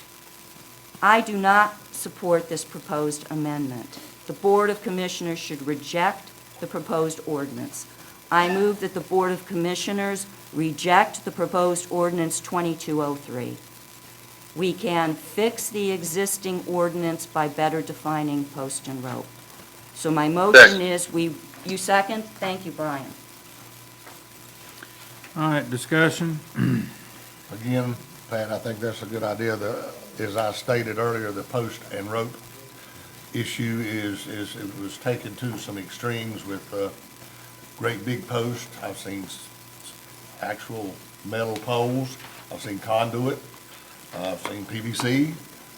We need to get it somewhere in the post, like a 4x4, no more than 2 feet tall, and 3 feet off the roadway. That will keep anybody from parking in your yard. So yes, we need to do that. Any more discussion? Brian, can you hear? Yes. No more discussion then? All right, I'm gonna call for the question. All in favor, say aye. Yes. Wait, one at a time. Aye. I've got to do it one at a time, I'm sorry. Pat? Aye. Mr. Brown? Aye. Mr. Smith? Aye. Doctor? Aye. Brian? Aye. It's unanimous, Madam Clerk. Motion passes. Okay, and again, I don't believe that we can do anything, obviously, on amending our fee schedule or our services agreement until we finish all of the discussion that we need to have at the special meeting. I agree. The question is whether at the special meeting, we are also going to want to discuss the fee schedule. Madam Clerk? But You that agree can with be, that can be decided. So it's a mute point? What, no, all I was going to say is, when the special meeting is called, it can be decided if there's also going to be a discussion on anything other than just the parking designation, if there's any other discussion on fee or something. But right now, it's a mute point. Right now, it's a moot point. All right, you want to address D, 10D? We can't until, All right, we'll turn the page. Hallelujah. Number 11. Ms. Patton, you've got the floor, I believe. yes, I do. There has been talking for months that we are going to turn the 800 block of Ocean Boulevard, those 800 block lots on Ocean Boulevard West into a lot to be designated for paid parking. I was under the assumption when I put this agenda item in that we would be actually passing a parking plan today. And my point was, if we're going to do this, we need to get started on it. Obviously, we do not have a paid parking plan officially in place now, so I'm going to leave it to the board whether or not they agree that we should start to get those properties ready for a parking lot, or do you want to wait until February when we are going to hopefully be able to pass something? Pat, my only thought of this particular location is for us to put together, or the town staff to put together, what is the parking gonna, exactly what it's gonna look like, and get that information to the Benjamin Hughes with the North Carolina DOT. He's the district engineer of Division 3 and District 3. And we've got to get his approval on any DOT encroachments into and out of that parking area. So we need to make sure that it's got on the list over here, 16 parking places. We need to get a plan, like you say, started, so we can plan what we're gonna do, and as well as get something we can get to the DOT so they can give us their blessing, as well as to take a little bit of time to think about putting a location for some type of restroom facility, whether it's a permanent or a temporary. I want to ask a question, how we have gone down to 16 places when in February of 2021, there was a report to this committee to this board from the parking committee that had a preliminary plan with an estimated 30 or 31 spaces. And Because that- they were backing directly out into Ocean Boulevard. And that is exactly what happens at Pumping Station 3. Right, that was done without the DOT approval. I want to get some DOT approval on this one. I think that's the proper way to go about it. I'd like to caution the board, and with our inspector here, it's gonna take you a right good while to get permits to go and clear and grade. So if you wait till February, then you're getting over into, That's what I thought, that we should go ahead and start the process, which is clearing land, and there had been comments made, we needed a bulkhead as well. Inspector, was that still the plan? And Well, it's the marsh. I just want to be clear. It's bulkhead, those lots, correct? each one will have to be individual. As you go along, Right, yeah, no, you're no, gonna no. have, Mhm. yeah. So we need to get them marked. We need to get them camo marked. And I think we should start the process. If you want to start the process, I guess Mr. Hewitt could direct his departments to follow your instructions. So whatever you want done, ask Mr. Hewitt and give him direction. Is that right, Mr. Hewitt? I'd like a whole lot more clarity on exactly what the board expects those actions to be. It appears to me that the first action, we would need to clear the property. If that is the desire of the board, then we'll need to do some bush hogging out there, okay? Within the tolerable limits that are prescribed by the delineation of the 404 wetland and any other CAMA requirements there.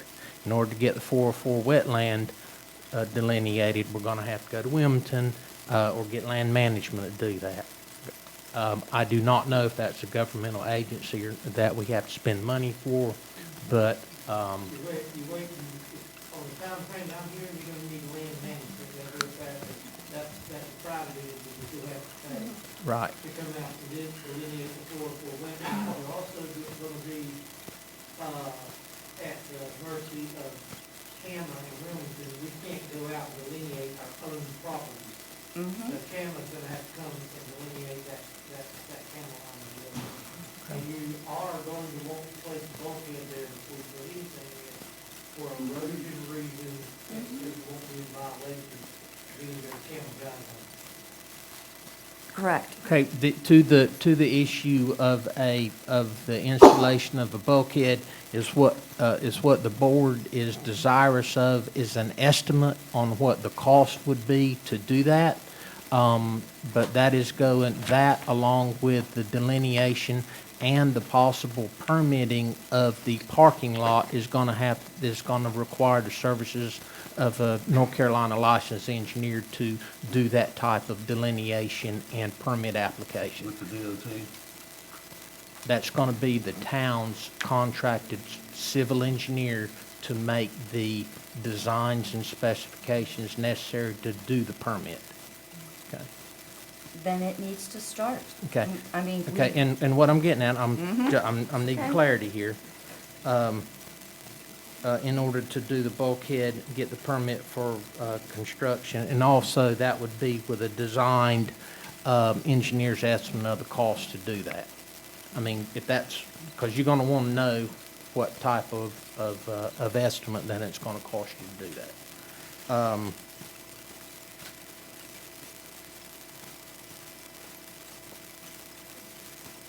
Do we have to do that at the pump station too, or is that already here?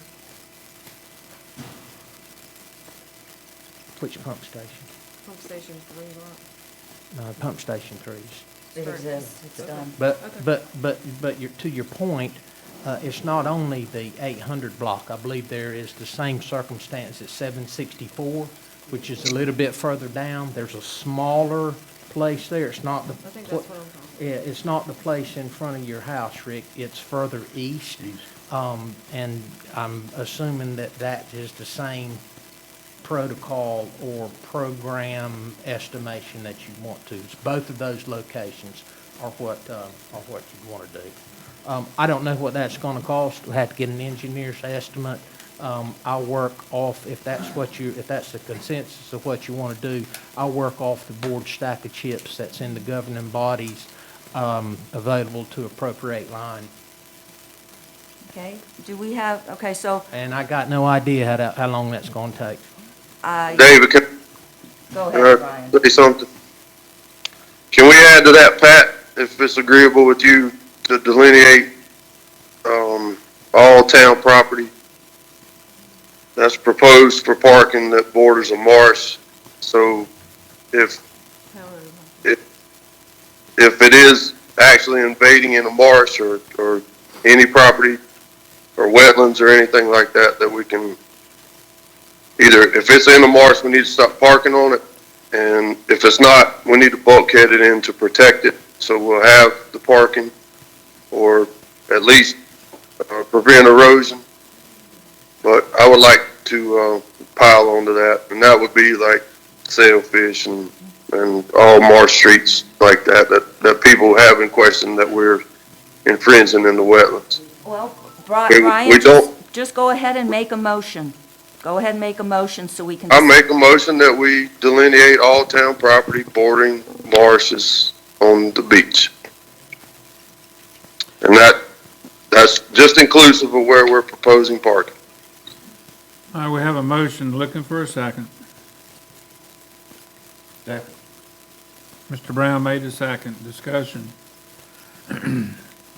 Hearing none, all in favor say aye. No? Pat? Aye. Mr. Brown? Aye. Mr. Smith? Aye. Doctor? Aye. Brian? Aye. Made. All right, it's unanimous, Madam Clerk.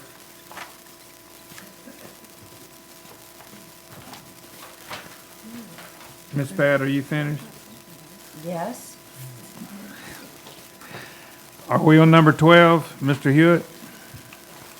Yes, sir. The resolution 2202, the personnel policy, the subject is personnel policy administration. There's a resolution there. The bottom line on it is that it requests that the Board of Commissioners approve the suspension of the personnel policy that would require the transformation or decrease of accrued vacation time over 240 hours and pay out those town employees for that time that they have over 240 hours. It requests that the existing policy is written, be suspended for a year with that payout, and then come back and assess the efficacy of that, the way that policy is written.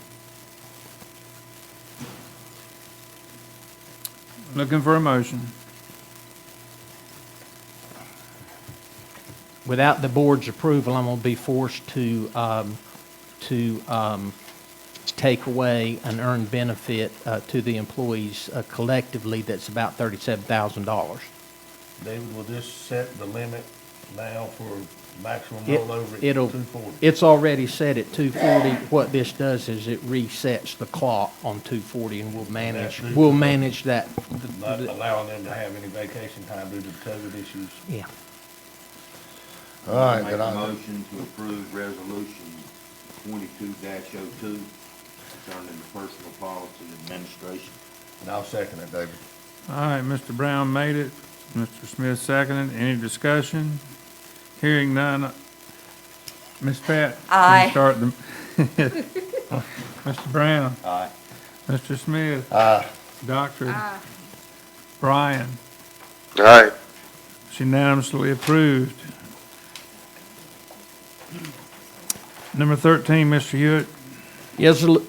Yes, sir. Resolution 2203, resolution regarding the 15th anniversary of the GFWC of Holden Beach. Let it be known that, as reads, whereas the GFWC of Holden Beach, a member of the General Federation of Women's Club, and the General Federation of Women's Clubs of North Carolina is a women's service club whose members comprise a diversity in ages, interests, and experiences, united by a dedication to community improvement through volunteer service. And whereas GFWC of Holden Beach began its service on January 9th, 2007, and maintains its volunteer activities in arts and culture, civic engagement and outreach, education and libraries, environment and health and wellness that educate and benefits its members and citizens of Holden Beach and beyond. And whereas GFWC of Holden Beach members are award-winning advocates of the GFWC Signature Program, domestic and sexual violence awareness and prevention,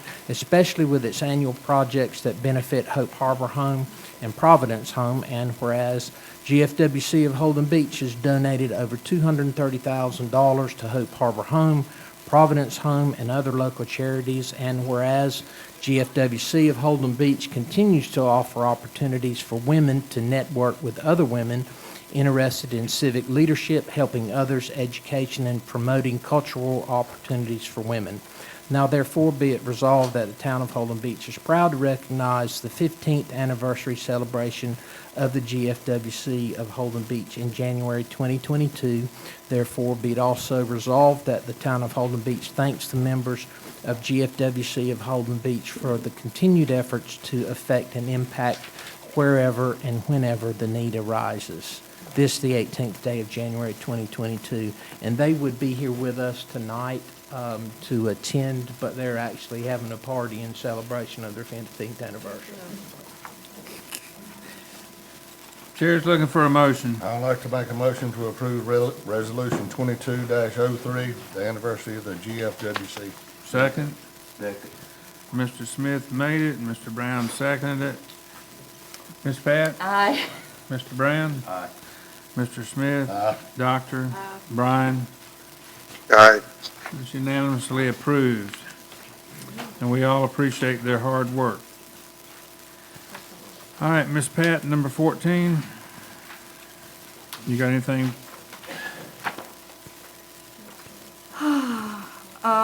First off, I would like to apologize that there had to be a revised plan, and it was my mistake. I used a table that I had put together for how everybody was doing proposed assumptions for paid parking. I didn't go to the direct document because it was Christmas time, and that document was buried under a bunch of other stuff that I had moved, and I used the wrong numbers. So as soon as I was alerted to this by a member of HBPOA, I quickly put together the proper numbers and assumptions that have resulted in the new revenue calculations for parking that are in the plan. And then I reassessed overall whether or not there was a significant problem with concluding that under the circumstances described in the plan, it could be managed without undue risk to the town's finances. So that is why there is an amended, there is a new version. We took questions on it today. I am basically asking again that, with my apology again for the mistake, that the board endorse the revised proposed peer document and the associated resolution, which the associated resolution simply refers to the new version rather than last December's. Okay. Did I hear a motion? Well, I am asking for the board to endorse these, so I'd rather somebody else. I'll make a motion to endorse the new plan Pat has put together for the peer plan. And I second. Second. All right, we got Mr. Smith made the motion and Mr. Brown seconded it first, so any further discussion? All right, Ms. Pat? Aye. Aye. Mr. Smith? Aye. Brian? Aye. All right, it's unanimously approved, Madam Clerk. So now I would move that the associated resolution 2204 be approved by the board. Second. What was the motion we just approved, Madam Clerk? We endorsed the plan. Now we're approving We endorsed the plan. it. Now, The new plan, pardon? the amended plan. The amended plan, yes. So now we're approving the resolution that's associated. Okay, all right, and you made the motion. I did. And who seconded it? Me. Mr. Brown seconded it. Any more discussion? Ms. Pat? Aye. Aye. Aye. Aye. Brian? Aye. All right, it's unanimously approved. We'll get this thing right by midnight. All right, Ms. Pat, you got anything else on that? No. Okay. We were number 15 for those of you that are following our. Madam Clerk, do you want to address this? The board in this meeting needs to pick a commissioner to serve on the audit committee. Currently, it's Commissioner Kowski, so it's up to the board if you would like her to continue or choose a new member. You can do it by ballot or out loud. However, if you guys just want to keep the same, you can just make that motion. I think we need to ask Ms. Pat, first of all, would she Does she want to? agree or disagree or refuse? I'm fine continuing. The If pay that's- is the same, no increase. The pay is the same, it's just a little bit more work. Thank you, Pat. Thank you, Pat. All right, so, Make a motion. all right, Doc, you want to make a motion? I'll make a motion to appoint Pat as the current commissioner, To continue? continue on the audit committee. I'll second that. All right, discussion, hearing none, Ms. Pat? Aye. Aye. Aye. Aye. Brian? Aye. It's unanimously approved, Ms. Pat continue in her position there. All right, number 16, this is, as I understand it, Madam Clerk, you want to address that? Yes, the board needs to put the members on the committee now. All four of the members who are currently serving are able to do it again and would like to do so if the board chooses. So you would have to pick, we need 4 members and we also need an alternate this time. So you guys could vote by ballot, or once again, you could just tell me to keep the same members and then you could choose the alternate.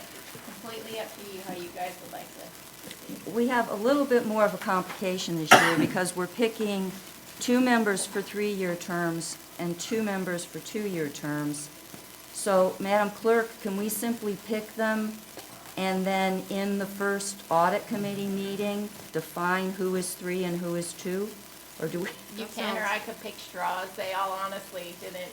Nobody really cared? Yeah, so I mean, it's completely up to you. You guys can define them now, or we can work it out amongst the committee. If I can say, I would say that the 4 committee members we currently have are excellent, and I would like to keep them all as full members. And we have 2 new people who have put their name in, that we could pick one of them for the alternate, which is a new position. So we just need to select it on our ballot? You can do that or out loud, completely up to you. And if you do it on the ballot, I just need everybody to pick one and sign it. I need signatures. All right, what are you going to do, Commissioner? You going to write it or do it out loud, or what you going to do? We should do it out loud. Just fine. You got a ballot, Heather? All right, you Oh, going to do they're it? at your desk. We should, but Brian I can't sign. already have Commissioner Murdoch. Okay, so we'll just pick an alternate and give it to you. Okay. Do you need a paper? We don't have to pick the other ones, do we? Thank you.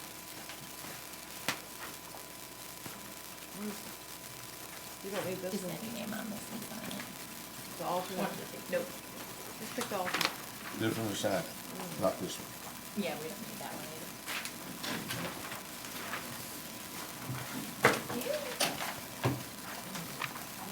Like me hovering over your shoulders.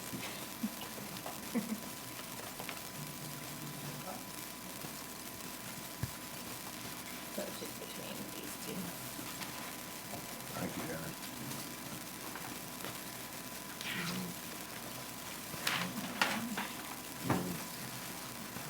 Yep, just 116. Okay, let's see what I got here.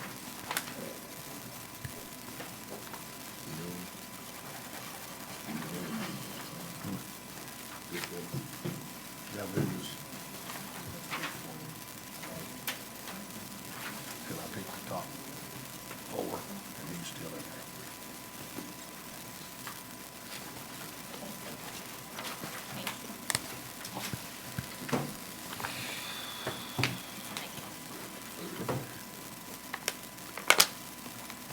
Congratulations, Mike Finley. You will be an alternate. Is that correct? Yes, sir. All right. Put him on the payroll. All right, are we through with number 16 and moving to number 17, Mr. Hewitt, Town Manager? Is that the manager's report? Yes, Yes, sir. No, 17. 17, My bad. 796 OBW. Yes, sir. The staff is proposing that the commissioners terminate the lease at 796 Ocean Boulevard West with a tenant that's effective, with an effective date of the 28th of February, 2022, and to direct me to officially notify the tenant accordingly. That term of the lease agreement was for 6 months with an automatic month-to-month renewal auction after the completion of the initial term. That initial term was over the 1st of May. There's a lot of conversations, planning, and pending decisions and activities associated with 796 Ocean Boulevard West, and it's recommended that the town give the tenant notice of termination in order to facilitate an orderly progression of outcomes for the property. I'll make a motion to request that you terminate the lease at 796 OBW. Second. All right, Mr. Brown made the second. Mr. Smith made the motion. Any discussion? Hearing none, Ms. Pat? Aye. Aye. Aye. Brian? Aye. Unanimously approved, Madam Clerk. Okay, we're on number 18, public comments on general items. Anything you want to express your happiness about or dismay? Wait a minute. Or anything that might not be made aware to this board prior to that you'd like to share with us? Beverly Compton, 1317 OBW, and I would just like to speak to Brian and tell him that Gerald has had your name tag in front of him all night long. So that's about it. I don't think it's his fault. Somebody Well, they had to look keep the alike, seat it's hard to warm. tell. Somebody had to keep the seat warm. Yes, sir.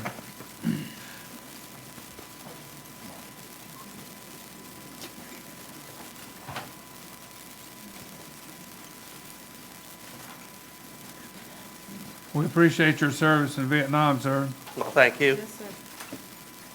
Appreciate you taking a beating tonight. I'm bleeding. Yeah, I know. And I don't want to add to that, but the 800 block parking is really not a good idea, in my opinion. I live at 842. Parking lot will come to the house on the left side of me to about 840. And that's not the most significant thing. There's a family of animals that live in that brush. I've enjoyed the time I've been living here at Holden Beach of watching a doe and a fawn cross over from the Heron Landing side of the marsh right in front of my house and bed down into that brush. I know there's other animals that live there too. But another important aspect of this parking is, has anybody really looked at the traffic volume on Ocean Boulevard West during the season? It takes me sometimes, because I have to go left to go to the bridge, which is where all these people parking there are going to want to go. They're not going that way, they're going that way. And that means they have to cross over, make a left turn. Sometimes I wait a minute and a half. Maybe it's clear on this side, but this side's coming up. Maybe it's clear on that side, this side's coming up. I've yet to see an accident on Ocean Boulevard But I think you put 16 cars in there, and maybe 4 or 5, maybe at least 3 or 4, trying to get out at the same time, and traffic has to stop. And the ones that don't want to go right and have to make a turn, where are they going to turn? In my driveway? My neighbor's driveway? Somebody else's driveway? That's not going to work. They're going to have to go left some way or another. Or they could do the impossible, which would be to back out across the westbound lane into the eastbound lane to go to the bridge. And across the sidewalk. And across the sidewalk. I just see really a lot of problems with that. And aside from the deer and all, I'm not in favor of it. Thank you, sir. Thanks for letting me speak. Yes. Yes, sir. Anyone else want to speak about anything that's on your mind?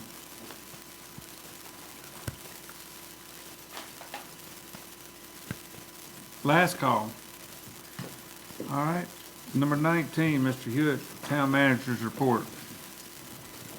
Yes, sir. Starting off, I wanted to give the second quarter budget report, which is the quarter ending 31 December of 21.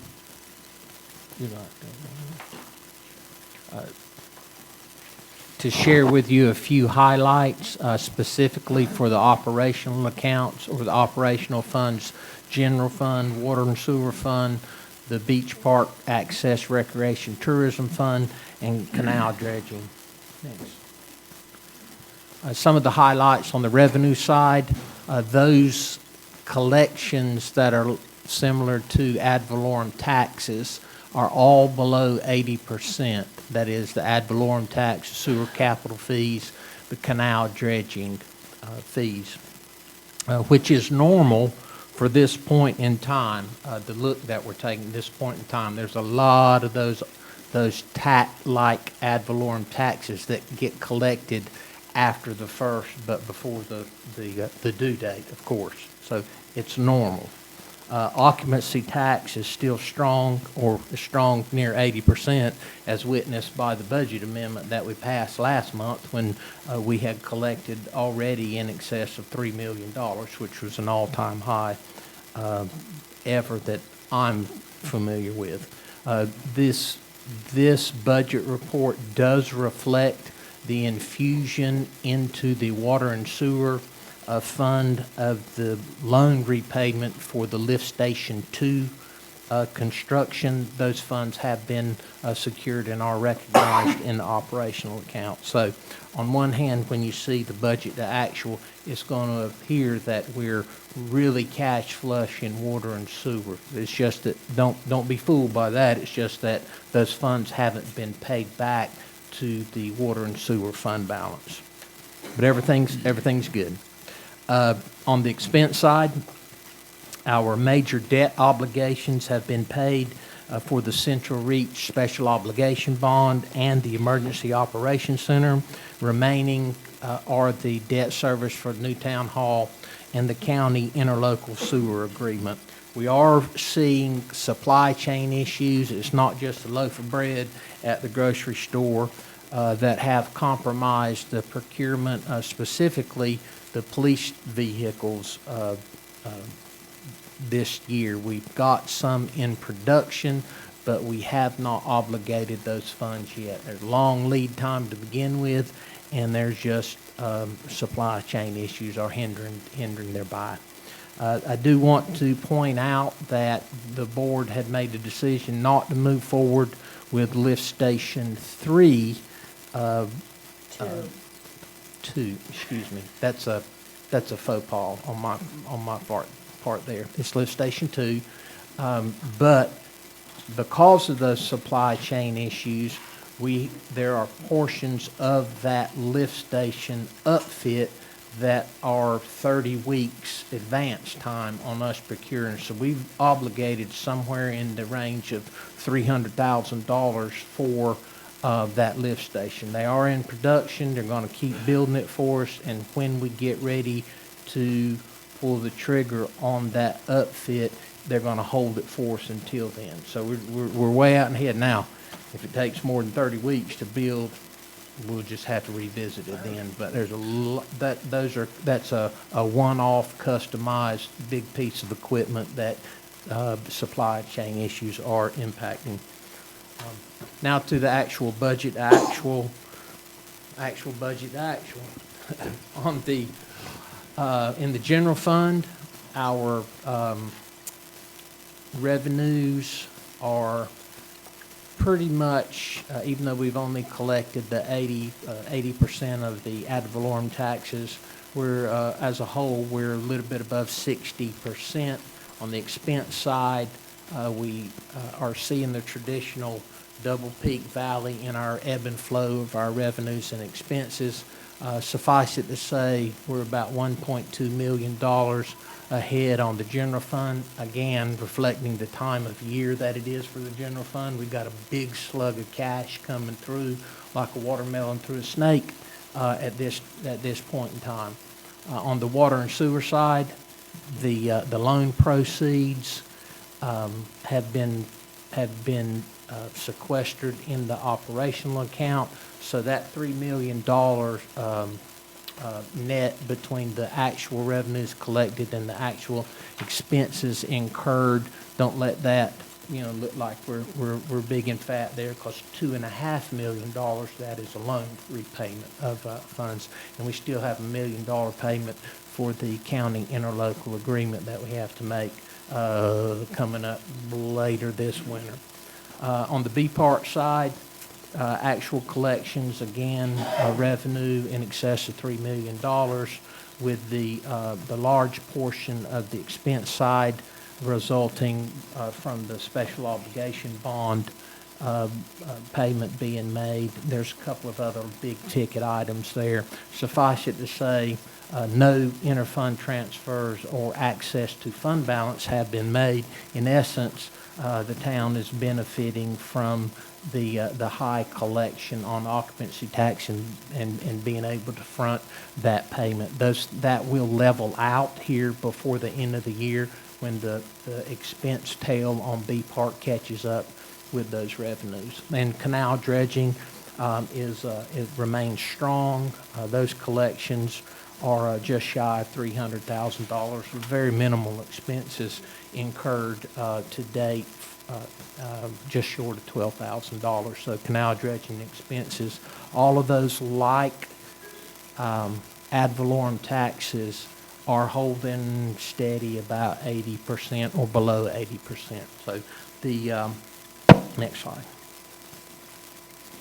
My budget, put my budget hat on, the opinion is what we're seeing so far is normal, with B part being in the red slightly, but there aren't any interfund transfers or fund balances used in any of the funds to date, with those primarily being transactions that occur at or after the end of the fiscal year.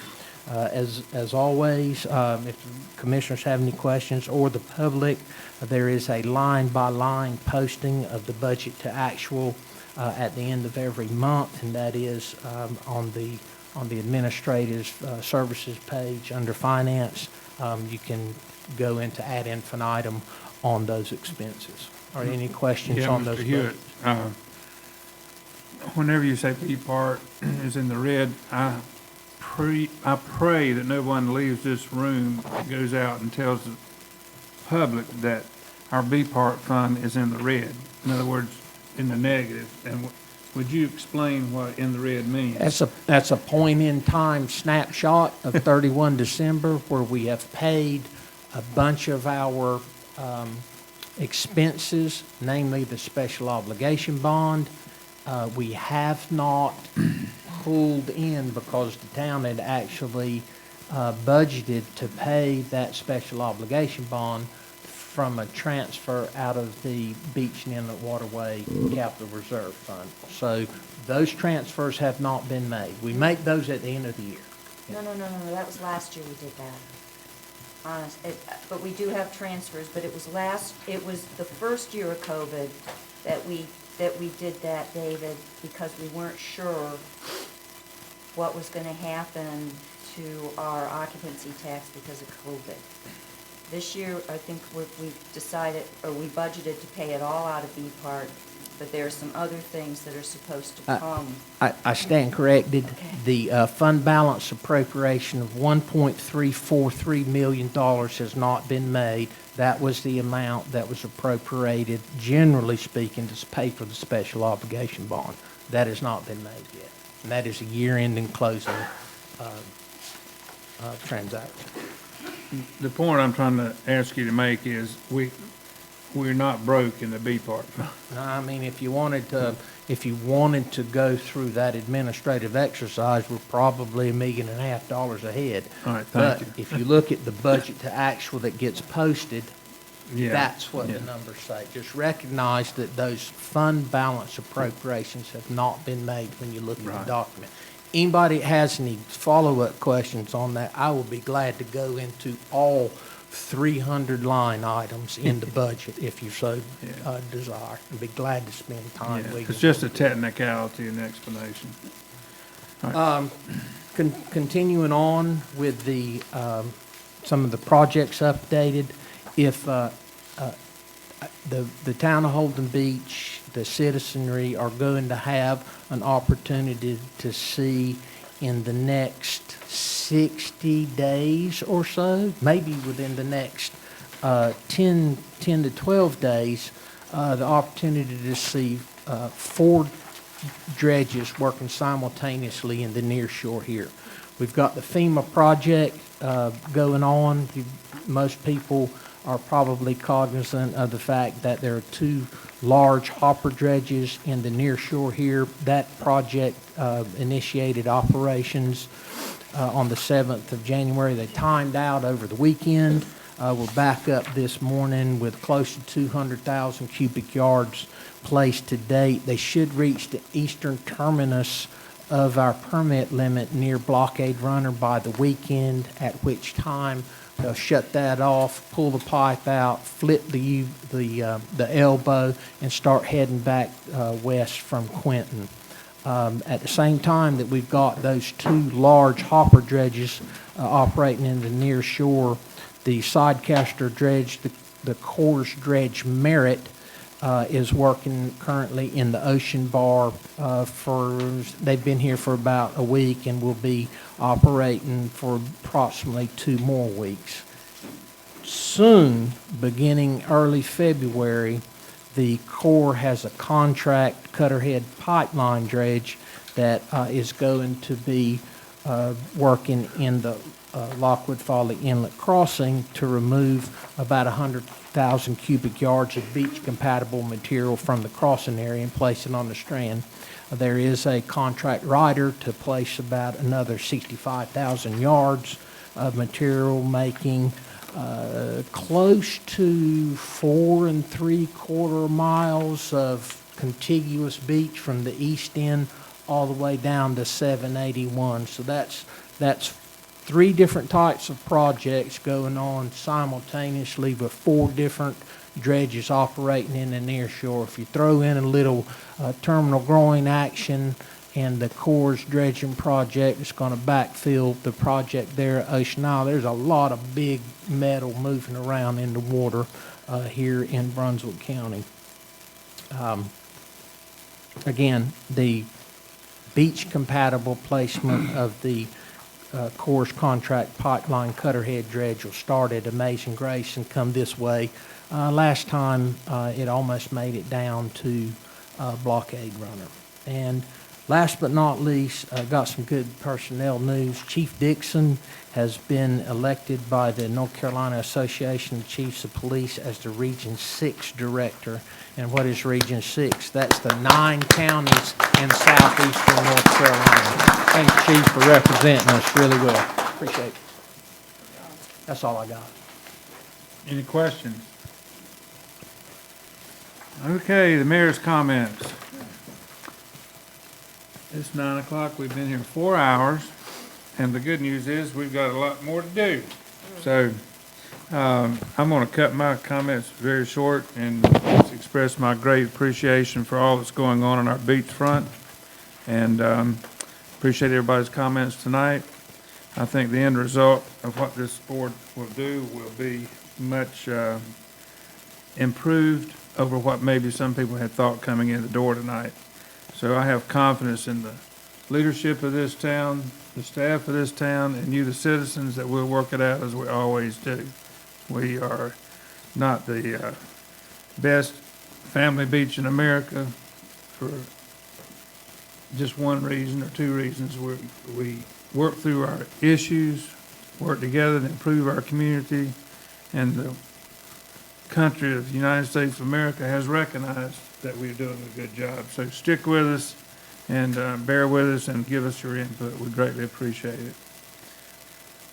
All right, Mr. Smith. All right, well, first of all, I'd like to thank all of them, not all of them, but several of them have gone this evening. But I really appreciate everybody. When I pulled up and saw the cars, I said, well, we're definitely gonna get some information this evening. And with the information that we received, I think that we will, as a board, look to make the adjustments that are necessary to try to limit these golf carts at the end of some of the roads, especially if they don't have a public access. I think we're determined to get it right.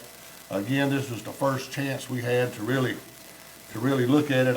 The actual contract was a little different from what I expected it to be, being on the parking committee and working with Brian and Jim at the Auto Connect. So I think in the future, near future, we're gonna have a plan that's gonna make a whole lot more people a whole lot happier. As for the pier, again, I want you to assure everybody that the pier properties can be paid by the people that are gonna use that parking lot and the public that's gonna use that beach. We are never have and are never going to raise taxes to purchase the pier. We want the people that come and visit our beach, instead of it all being stuck in at one end of the beach, to move some up here to the middle, to where, those parking lot spaces can be utilized, as well as we need, as all of us age, we need a way to get an emergency vehicle on the beach in a hurry in the middle of the island. And, that is the place we're gonna do it, along with a grant to help pay for some of it. So again, there's still, with Pat's plan, nothing's concrete, nothing's for sure.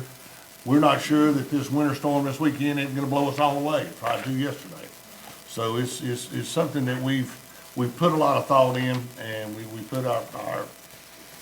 really think that for the future of Holden Beach, to keep it a family beach, to keep a place where you can go and get a hot dog or something in the middle of the island without going off the island or somewhere else. Let some of these tourists spend some of their money here, and that would be a perfect opportunity for them to do it. I also want to take some of the comments that were here tonight about working with Brunswick County. I've worked with David before, and he's working with the transportation folks in Brunswick County, just as they suggested, to do something with that parking lot and possibly use some type of transit system to get people here and not bring their cars here. So, we don't have our head in the sand. The parking concept was to get the people that are using our lots now, leaving a mess and leaving the island, to have some place to spend some money, and number one, for parking, and with another venue to spend some money there also. We are seriously working in the best interest of Holden Beach. Again, I'll thank you for everybody coming in tonight and making the comments that they made. They are taken to heart. I just wish that when the group puts out a survey, as I said earlier this evening, instead of just saying, do you want to buy the pier, yes or no, say, if we're not going to raise your taxes and it's not going to cost you a cent, would you mind, could we buy the pier? That's the real question. That's what the survey should be about. All right, finally, I want to congratulate Jeremy, who does a good job for this town. We're proud of him. And I just want him to keep up the good work. We get you some new vehicles as soon as they can make them. And our staff is worked through all this COVID and sickness and not done without vacations, and has put a lot of work into to getting us the information we need so we can be ready to have these meetings, and, I want to thank them and my fellow commissioners for all the hard work. That's it. Brian? I want to thank, I'm not there, but I saw a picture. I really want to thank everybody for coming out, and I really wish I would have attended, but they all told me to stay home. I'd have had to brought a helmet if I came in there. I want to talk about the parking. Currently on the land use plan, road parking is allowed. That's your town ordinance. We're not reinventing the wheel, and we didn't put parking where it's already not allowed. We mapped it. So now all you guys realize where it's at. And I know you don't want it, and we're looking for alternatives, but right now we lack alternatives. So we need total agreement to get these lots off the street. I'd like to eliminate it totally. Some of the road parking that we have makes sense where there's no houses and things like that, but most of it doesn't. We can't eliminate it without an alternative, and we're looking for that as we speak. The golf cart parking, I want to assure you from, I would say, the water tower to the west was total convenience for the owners of the houses on those canal streets, the long streets, that have come to me and said every time we drive our golf cart up there to unload our stuff, we get a ticket, we can't park anywhere, there's nowhere to park. Total agreement to cut them down or even eliminate them. But if we eliminate them, it's hard to get them back. So maybe a couple spots, 2 spots, 3 spots, 4 spots, whatever you guys want. If you don't want them, we'll take them out. Private access, as I've said the whole time, there's be no public parking near a private access. You guys paid for those. They're deeded to you. You should use them, and you shouldn't have to worry about other people using them. And that needs to be enforced. That's always been my stand. Commissioner Sullivan, he touted the number of spaces on the right-of-way parking many times to be in the 700 range. I don't know why it's gone to 900, but we had no intention of raising that, and we will get it back down to a reasonable number. We have to buy a property to get these people out of your yards, and we need the support from you guys to do that. Part of that property is the pier. There's 80 parking spaces there. That takes 80 cars out of your yards. That takes 80 cars off your streets. That gives us 80 spaces that we can put them somewhere else. So instead of thinking about a dilapidated structure going out into the ocean, think about the real worth for that property. We're not overpaying for it. It's worth every dime of it. If there's a real estate agent in the crowd, they can justify that. The wetlands, you get them off the street, off the wetlands, and never allow them again. But to accomplish that, we have to get them somewhere else. You won't have to protect your landscaping with post and rope anymore if it's not allowed. And I don't want to see an island full of post and rope. We'll try and get this right. We're calling a special meeting, and we heard everything you said. And I promise you, the other thing I want to stress in this parking plan, we do not, as an island, if any of you guys have boats and trailers, please realize that we do not have parking spaces for boats and trailers. We have 9, and the wildlife has 8. That's going to be a problem. It's going to be a huge problem. So I want to thank all you guys for coming out. I'm sorry that I'm not there, but I appreciate it. I really do. And I've heard everything you have to say, and we'll do the best that we can to get this right. Our wetlands need to be protected. Our residents need to be protected. The private accesses need to be protected. And we will roll this out as best we can. And we will fix it if we don't do it right to start with. I appreciate every one of you, and I thank you so much for sitting through this 4 hours. Dr. Dyer? I'm gonna try to be short since we've been here all night. I said I'm going to try to be short since we've been here so long. I just want to say the 935 parking spaces was never our intention to have that many, but I want you to keep in mind that Otto went through and found all the possible parking places on the island. So as of right now, with the rules we have, there are 935 parking spaces. That includes your yards, that includes in front of your drive, that includes anywhere anybody can find a space. What we're trying to do, we got to have an organization for the parking. All the trash, all the debris, all the people peeing in your showers, everything like that is because as the inland grows, those people are coming no matter what. They can come by trolley, they can come by boat, but they're going to drive as much as they can. And if there's 935 spaces, they're going to use them. You may not use them now, but as these houses, that 600 campground, where are those people going to park? They're going to come over here and they're going to look at it. They're going to drive up and down the road. If we have designated parking, which is what we're trying to do, we're trying to diminish the 935, make it less spaces, make it more organized, pay for the pickup of trash. We can't pay for it right now. With paid parking, we can get the trash cleaned up. That's what we're trying to do. We appreciate all the comments. We're certainly going to take everything into consideration. We're not trying to turn this island into a parking lot. We all live here. The pier, I ask you again, don't look at it as buying a piece of just the pier. There's oceanfront property. If we don't buy it, it's gone. It's going to have condos on it. It's going to keep people from the city streets from being able to go over onto the access. Back in the public hearing, there was a guy that said he has to walk a half a mile with his children and all of his equipment to go to the nearest access down at Starfish. We're trying to keep that from happening. So don't look at it as just the pier. Please look at the property, the building, the possibility of having a restaurant there, something that the residents can enjoy. I want to thank the staff. Heather worked her butt off today, keeping us informed of all the emails flying through, everything. She did a great job. Our staff is wonderful. I want to thank the first responders. That fire could have been so much worse. We could have lost more structures. They did a fabulous job of getting that fire out. I was at an appointment on the island. I heard them come across. I saw them come across. That fire was under control in 45 minutes. It could have burned so much more. My prayers go out to the family. They've lost so much. Please continue to keep them in your prayers. And thank the commissioners for everything. I appreciate it. Ms. Pat?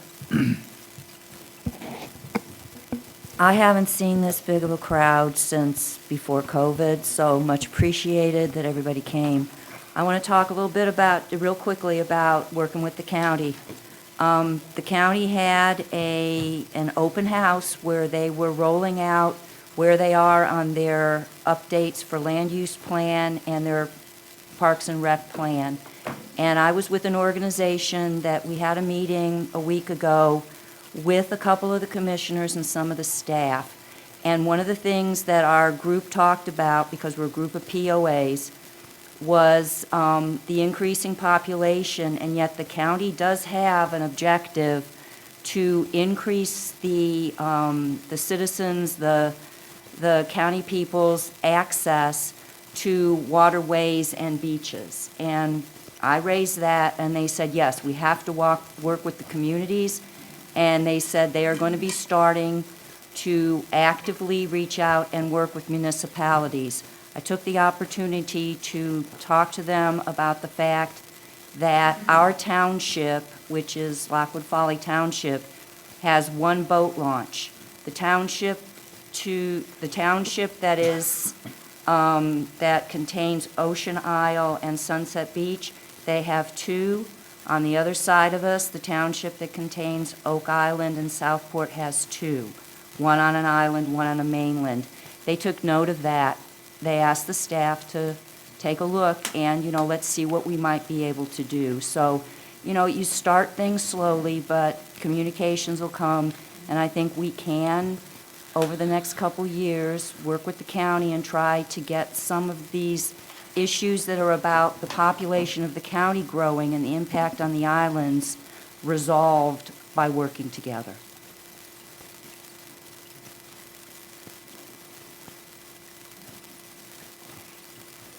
That's it? Okay. Hold on. I was worried about you there for a second. I looked over and you were going down. That's because I dropped my mask, but I do feel like I'm about ready to go down. Okay, number 22 on our agenda. Hold on. You left out Brother Brown. Oh, I'm sorry, Mr. Brown. Oh, Gerald, I had your name already circled. I'm sorry. Already took it over My there. apologies to the audience and Mr. Brown. Been a long day, bro. It's been a long day and a long night so far, and supper time's passed. First of all, congrats, Jeremy, okay? And we appreciate everything you guys are doing for us. Don't think we don't. We do. And that's the last kind of job I want. I wouldn't want to be a policeman. And to the town staff, for everything you do, for all you do for the town, including you, David, we do appreciate it, okay? You keep us straight, and there's a lot to be said for that. The issues that we were up with tonight, like the pier and like the paid parking, those are issues that what we don't want to do is tear the town apart with it. We all neighbors here, okay? So we want to come to some kind of happy medium. I truly think that the folks that come and visit ought to help pay a little bit of the bill. Right now, you and I, as the taxpayers, pay it off. We're not asking for, a big handout here, but hey, you come and you bring most of your stuff with you. You got a day at the beach, free, and why not at least pay enough where we can pick the trash up? Okay, that's just, that's fair. With the parking, we'll get it right. We've heard all the comments tonight, and I'm just like y'all. I don't want no damn body coming parking in my yard. It's just that simple. Let's tell it like it is. Y'all don't eat. Okay? I took a left early one Sunday morning, started at North Topsail Beach, came down, went to Myrtle Beach, went by Carolina Beach, come on back over this way, run by Oak Island, went on down to Ocean Isle, Sunset. I did not see, Mike brought this up, so I want to get it clear, okay? I haven't seen the first post and rope, okay? Now, this was I don't care, but I don't like it. I don't like what it says for the island. That's just me, and that's just my little old opinion. That's all it is. But what really got me going with that thing is I was driving down Brunswick Avenue, okay? And there's this house and in the yard there out 2 or 3 feet, these stumps, not 4x4s or anything else, little old stumps. And they're drove in the ground about, 12 inches, and they're about 12 inches high. And the first thing I think about is, how about if a little kid's riding his bike, okay? He falls off that bike and gets impaled or something. You think those damn people there you think they're gonna go there and say they're mine then? No. Hey, that's town property. You see what I'm saying? So there's a liability issue, It wasn't bad enough. I had to go down here and check one of my neighbor's houses on Marlin Street, okay? I get ready to go and back up and damn run into a 6x6, okay? It's right across the street. It's dug right up beside the asphalt, encased in concrete. Okay, go look at it. Go down Marlin Street and take a look. You'll see what I'm talking about. You know what I'm saying? That's the extremities with the post and rope, if it were done like it was originally intended, a different deal. Got somebody down here on Brunswick, offered one of the streets on Brunswick Avenue, got big old, look like 6x6s with some old, you seen this old hosser line like dredges use, big old rope? Got that strung around there. You know what I'm saying? I'm sorry, but when you bought the property, you knew where the town right-of-way was. I think most people do, And I really can't see the point in putting all this kind of different stuff out there beside the roads. It's giving us a black eye. They talked about the parking lot, it ain't gonna be like that, okay? We're your neighbors, okay? We're not here to hurt anyone, There's a medium there, and that's what we're searching for. I'm glad we had the attendance tonight. You know what I'm saying? But don't be ill-informed either. You see what I'm saying? It's easy. You know, I said, you know, somebody can get here and get behind they get behind that screen, do a little print, and they big. You know what I'm saying? Oh, big, right. Do a little print here and I'm good to go. You know, but if they had to stand up here like we're sitting here tonight, because this is nothing more than abuse. You know what I'm saying? They're not, you know, they're just venting their aggravations and their frustrations. It's not about that. It's about moving the town forward, okay? And I appreciate everybody's concern. I really do. My Navy man back there heard every word of it. Hey, vote them out, bro. Because you ain't got to worry about me. I'm a one-termer. You know, I'm not sitting here for another. If I'd have known it was going to be 4 years of this mess, I'd have never sat the first time. I just run the thing there and said, man, 2 years and I'm done. You know what I'm saying? Come 4 years, they told me after the election. I said, say what? I said, man, I didn't know I missed it. But hey, you do service for your town. And in doing so, try and do what is best for your town, for your folks. We're listening. Don't think we didn't hear every word of it. I had one of my neighbors last night called me, and he's in one of the little subdivisions, and they have their own private walkway and everything, you know. And you know, he said, Gerald, let me ask you something. How much money? I mean, how much would we have to raise the taxes, you know, to make this thing go? I said, wait a minute, bro. Wait a minute. We're not talking about raising no taxes here, you know, from the very get-go. That's not what it's about, okay? And I explained to him, and just like everybody's reiterated here tonight, if it's a private walkway, ain't gonna be no bunch of parking out there. That community is paying for that. That's theirs. You see, it ain't everybody's to use, okay? If they want part of it, then they had to buy into the community. You see? But it's a great little town, though, bro. You know. Looking at the dredging project, man, I've been down there several different times now, and it amazes me how much sand those dredges can move. You got all those tractors out there working, and it's something to watch. You know what I'm saying? And they're doing us a good job, you know. But hey, that's what makes Holden Beach a good place. Okay, people come to the beach, they love it, you know. So we're just trying to do to the best that we can do. Okay. Like the pier property, my question day one was, how are we going to pay for it? How are we going to pay for it? Not one time did anybody say taxes, young man. I appreciate your smart comments that you make every time, okay? Let that be noted, okay? We appreciate your smartness, okay? Don't fight that fire down there last week. You know, but our deal there, you know, the occupancy tax is over $3 million annually now, okay? A 15-year note is the payments are gonna be 200 and some thousand annually, okay? That's about 8 or 9% of that occupancy tax, okay? So, we've done our math, you know. And I feel like it's the right move, you know. You don't just jump on it, you know, because there's a lot of other variables involved. We have to meet certain criteria for the Corps and all these other things. So it's not just, well, I just want to buy it and let's buy it. That's not the deal whatsoever. So just know that we're working for the town, okay? And we're doing what we said we were planning on doing. And to my man, the Navy man back here, get going with her, brother. I appreciate your comments. Yeah.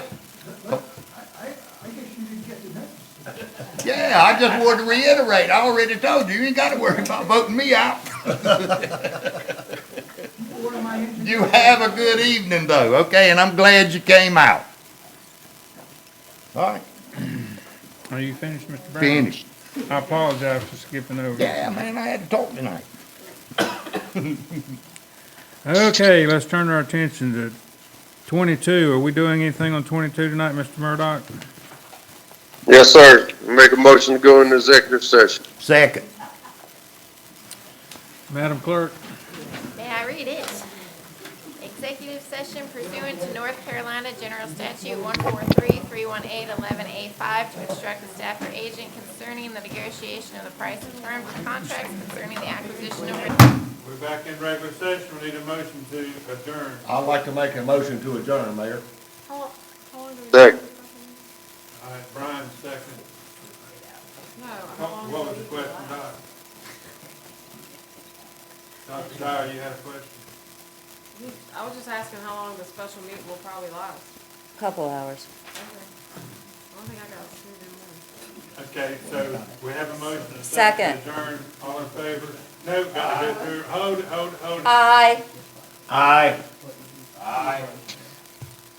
Say aye. Aye. Bye. Aye. It's unanimous. We Aye. adjourn. We are adjourned.